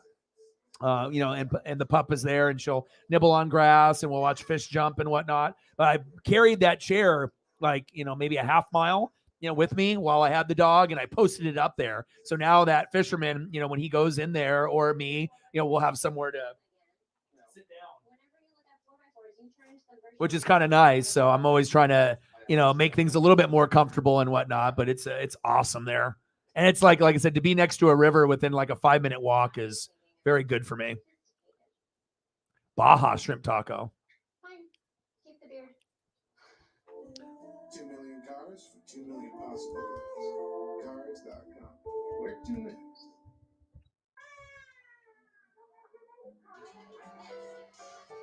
Man, you read? It's like you were reading my mind, bro. Yeah, I love some seafood. And we'll get you some stir fry bowl too. Love baseball, we've got you covered for baseball early and late on Sunday. The Cubs and the Cardinals, they take the field in London at 10 a.m. Eastern, and then later it's Sunday night baseball from Los Angeles as the Dodgers host the Astros at 7 o'clock. And it is a Boom, the Baja. doubleheader in the WNBA on ABC this Sunday. The Mystics, the Liberty, they face off here at Barclays Center. Yeah, but I'm thinking I'm gonna, I think we're gonna get to a point where, it's like I I'm always gonna experiment and whatnot, but the channel is built off wrestling and football, and I want to be able to get back to the roots. So I think we're gonna end up doing these types of streams, like 90% of the time, unless it's football season, and we will mix in some of these, along the way too and whatnot. But, as far as like, basketball games or hockey or NASCAR, we'll probably scale back a little bit on that stuff. If I do one NASCAR race a week and maybe like one baseball game, if the matchup is good, maybe, but I don't mind doing 5 or 6 freestyle streams, like kind of how we did last year. If that's going to bring more people like the OGs, to the stream and whatnot, then I just want to make sure I cater to the people that are supporting me the most. So.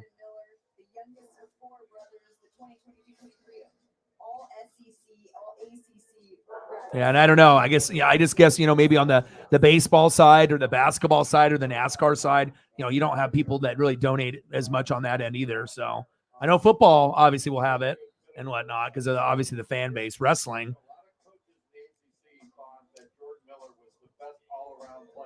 But I guess maybe those things are just not as dono worthy than football or wrestling, I guess.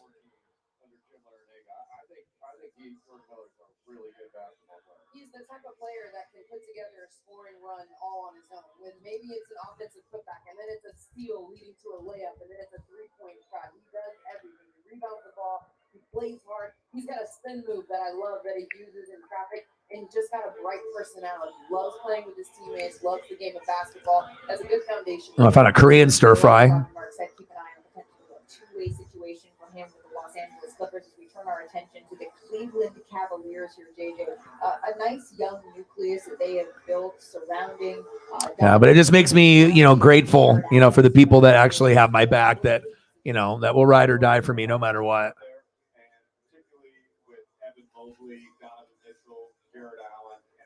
Darius Garland, one of my favorite players in the league. The issue last year was just that fifth spot and trying to figure out a closing lineup in that fifth spot. They really struggled in clutch games. And then the lack of shooting really got exposed in that first round series against the New York. All right, brother. Have a good rest of your day. And like I said, I'm staying on here for another 12 minutes, and then I'm going to call it a day. And I appreciate you, man. I'm going to go down some more of these tacos and whatnot. Anything else you want to see, Cyber, just keep commenting in the chat, and I'll keep looking. We got 12 minutes to go. Cyber, what do you think about the submarine that went to go down there to see the Titanic that exploded? What do you think about that? Have you read up on that at all?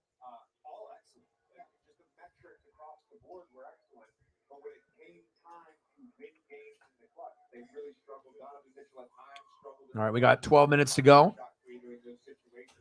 then again, in that first round series, it wasn't just the lack of shooting; it was the physicality of the New York Knicks. And you got to wonder if a lot of those guys going through their first playoff run, the lessons they learned from that. Sometimes you have to go through it in order to get to the top of the mountain here. Let's see who the Cleveland Cavaliers will be adding to their roster now as we head back to Montana. With the 49th pick in the 2023 NBA Draft, the Cleveland Cavaliers select Imani Bates from Eastern Michigan University.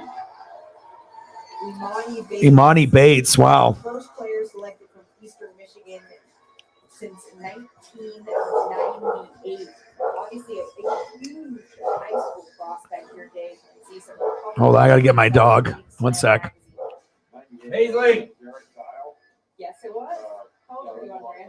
98. I was born. Yeah, there you go. There we go. How old are you, Jay? I was 39. Imani Bates, when he came out of high school, was, if not the top prospect, one of the top prospects. He was expected to be a lottery pick. Went to Memphis. He did not have the best of years. He struggled a little bit. He's not, I wouldn't say slight of build, but he's not a big, strong athlete. But he's an isolation scorer. He can create his own. There's still a lot of upside with him. He's not a great defender, but offensively he can make shots.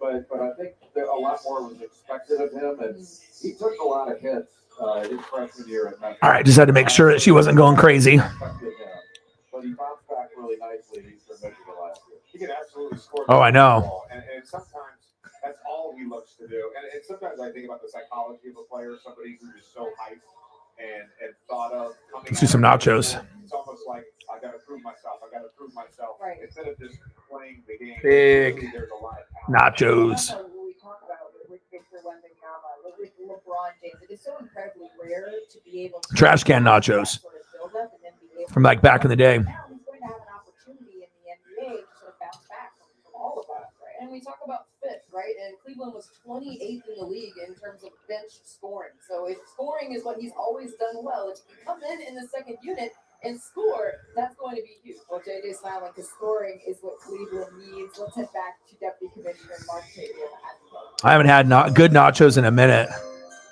With the 50th pick in the 2023 Hi, Paisley. Dad loves you. You know Dad does. Thunder select Keontae Johnson from Kansas State University.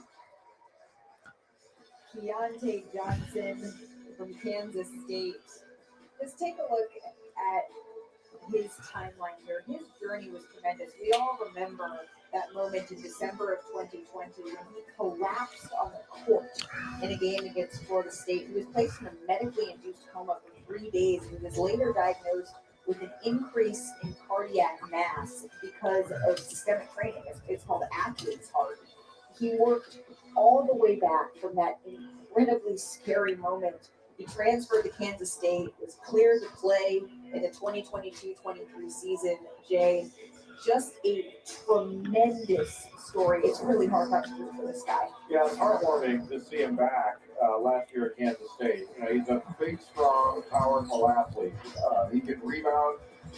He shoots it. Is there anything going on with the Chiefs? Like anything? I know that Frank Clark, deciding to have him, move off of him or anything. But is there anything? I know news has been so slow and whatnot. I wish there was more. But is there any rumors or anything new that you've heard of that you can pass along to me?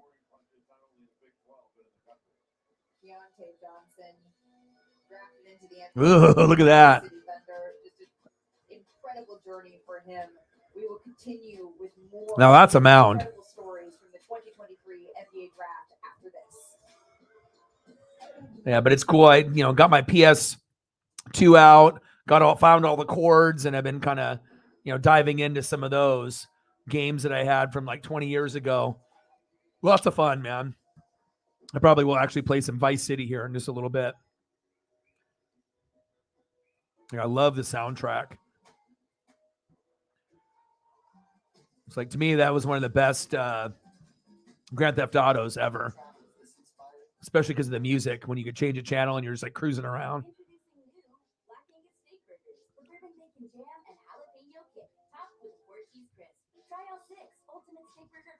Served with fries and a drink starting at $9. Download the app and earn double rewards on steak burgers for a limited time. You've earned this, so hold it up high. You're fans of the grind, of needing, and flash. Because saving time is never as important as cherishing it. You're a fighter. Damn, yeah. Yeah, and like I said, I'm always willing to try, new types of streams to see if we can get, some people that are new that will like or sub or possibly donate if they feel I'm worthy and stuff. But you already know how it goes. It's like, if you're in their algorithm, everything is good. But if you're not in their favor, it definitely makes it more difficult.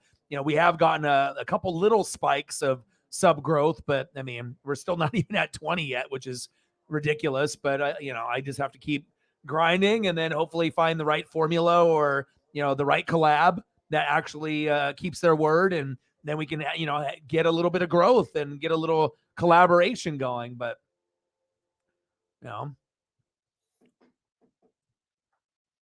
will states that Mr. Marbles will receive everything he needs in perpetuity thanks to auto ship from Chewy. I always loved that old man.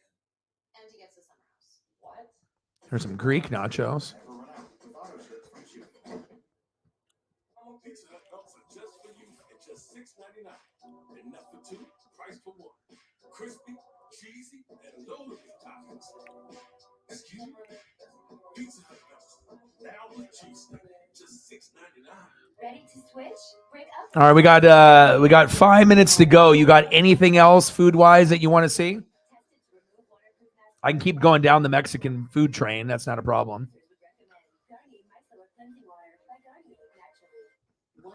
Well, this one's crazy. Smoked cheeseburger nacho. What do we got going with this? Smoked barbecue smoked cheeseburger nacho. Ooh. Yeah, you know what I mean? And that's why after football ended, I was like, well, I guess I'll do basketball and, college hoops or baseball or NASCAR or NHL. Because, I mean, what am I supposed to do? I guess, I could have continued on and just did freestyle streams the whole way through if I knew I could get people to show up and, we could get some views and some subs and some likes and some possible donos. But, anytime we get to this part, it's like definitely when you're not in football season, you feel it,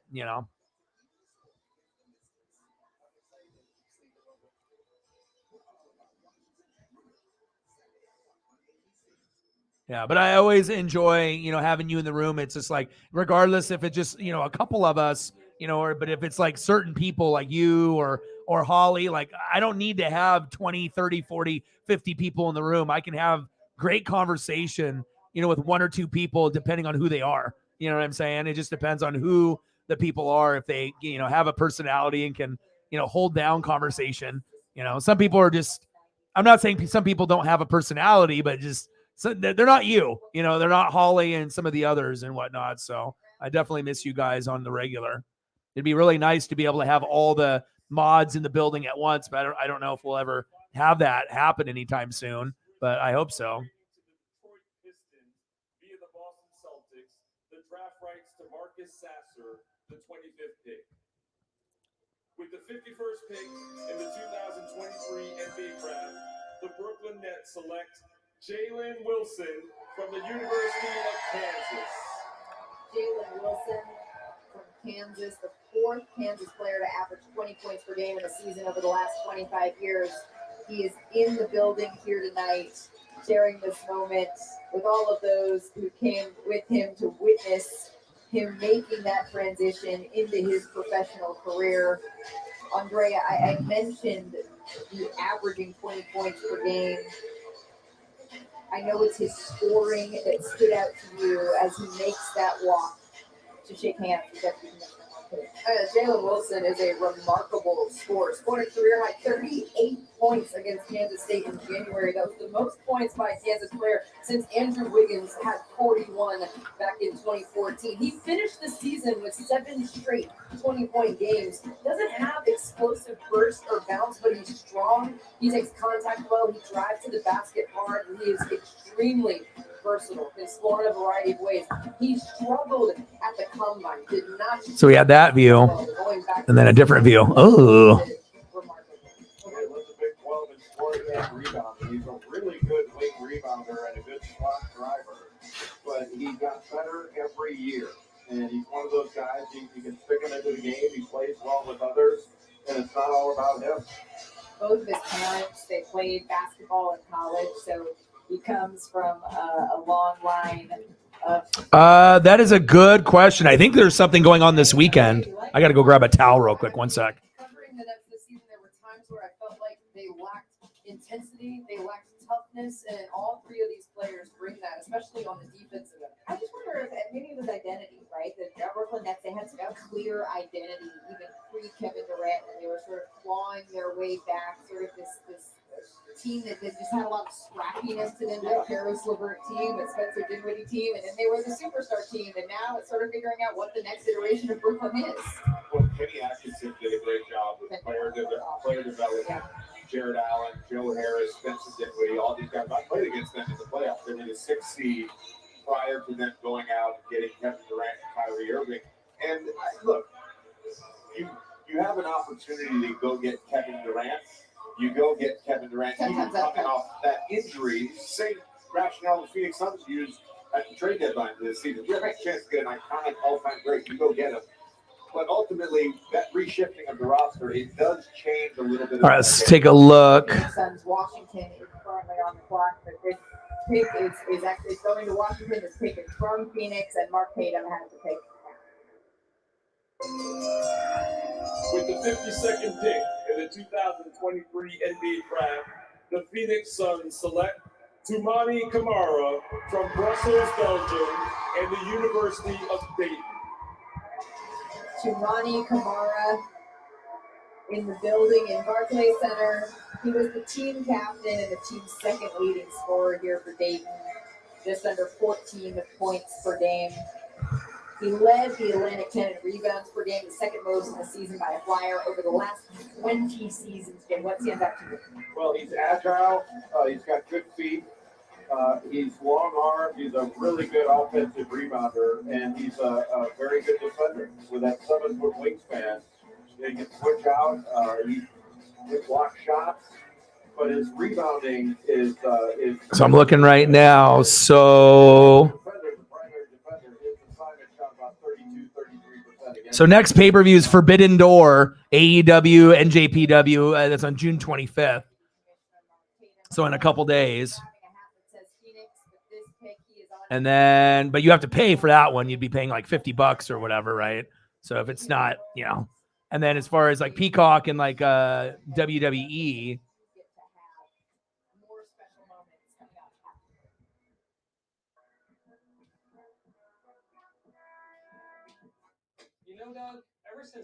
And then WWE's next pay-per-view is NXT Gold Rush on June 20th and June 27th. And then the big one will be Money in the Bank. That's July 1st in England. So this weekend and then July 1st, that's when the next two are going to be. And then Great American Bash, NXT July 30th. And then SummerSlam is August 5th. So next one, well, the real one will be July 1st, Money in the Bank. And then they got the AEW one. So yeah, it just, I love doing the wrestling stuff, but again, they don't, it's like, you have to wait so long, in between, you got the Raw, you got NXT, you got SmackDown, now they have Dynamite, Rampage, and Collision, on the weekend as well. So, well, we hit the 3-hour mark. I think we're probably at a pretty good stopping point at this point, I would assume, unless, I assume you probably have to get going, and I probably should spend some time with Paisley. Thank you so much, for coming through and spending time with me and sharing some ideas for photos, and obviously being so generous with the donos, because hell, if you didn't come and show up, we'd be at $5. So it kind of shows you the lack of support is a little disturbing. Some days we have good days, but other days, if they don't see other people donating, then maybe people are like, well, fuck it. Why am I going to donate if no one else is? And that sucks, especially if I'm grinding it out and, putting all my time and effort, an hour to prep and, doing the thumbnail, and doing the photos and calling a baseball game and sitting at fucking like $14, when I have like rent and bills to pay. It's a shit feeling. So I appreciate you very, very much, man. And like I said, I'm going to be, doing these type of freestyle streams. So even if you can't donate, it would be awesome to see you as often as you can to come in the room. But obviously, I know if you do show up, 9 times out of 10, you are going to donate if you can. And I really do appreciate it, because you're really holding the channel down in my dreams and my goals. I mean, the most important thing in my life right now is this, and Paisley. So as long as I can keep things moving, that's what I like to do. And I love spending time with the people that actually care about me and care about the future of this channel as well. So I love you and I appreciate you, man, very, very much. Let's go over a couple of the photos here. And then we'll end up calling it a day. Got to sprinkle in a little bit of the bow. A couple burger photos. Appreciate you. I hope you have a great rest of your night. And again, I'll be back. And I think I'm going to change it up. Like I said, I think I'm going to go this route and just do freestyle streams almost every day. And hopefully it ends up working out and doing a little bit less on the baseball side and everything else. Because, I mean, there's only NASCAR, and that's once a week. Baseball every day. And like I said, if we're going to get better results and people are going to have more fun talking about NFL and wrestling and food, I would rather do that anyways. And I like this new format too, that we can end up doing as well. So I appreciate you very, very much, man. Thank you for coming through and supporting more than anybody else, by a lot. So thank you so much, man. I hope you have a great rest of your night. And thank you so much for your support. So thank you to everyone that donated, Sarah and Cyber, everyone that liked, subbed, commented. You guys are the best. And it was nice to go down the Bo Jackson and Brian Bosworth train, as well as the burgers and some of this Mexican food as well. I appreciate you very, very much. I mean, look at these trash can nachos, man. I'm getting hungry right now just looking at that. Freaking amazing. So love you guys and appreciate you guys. And hopefully at some point this will drop so we can talk about this with the Dalvin Cook and the DeAndre Hopkins. But for the time being, we have to wait. So love you guys, and I appreciate you guys very, very much. And I will be back tomorrow around the same time between 6 and 7 p.m. for another freestyle stream. And I got one question for you. Well, talk sports like us. Your boy Ryan, Northwest Sports Fanatics. Cyber, I love you, and I appreciate you, and I'm out. Okay.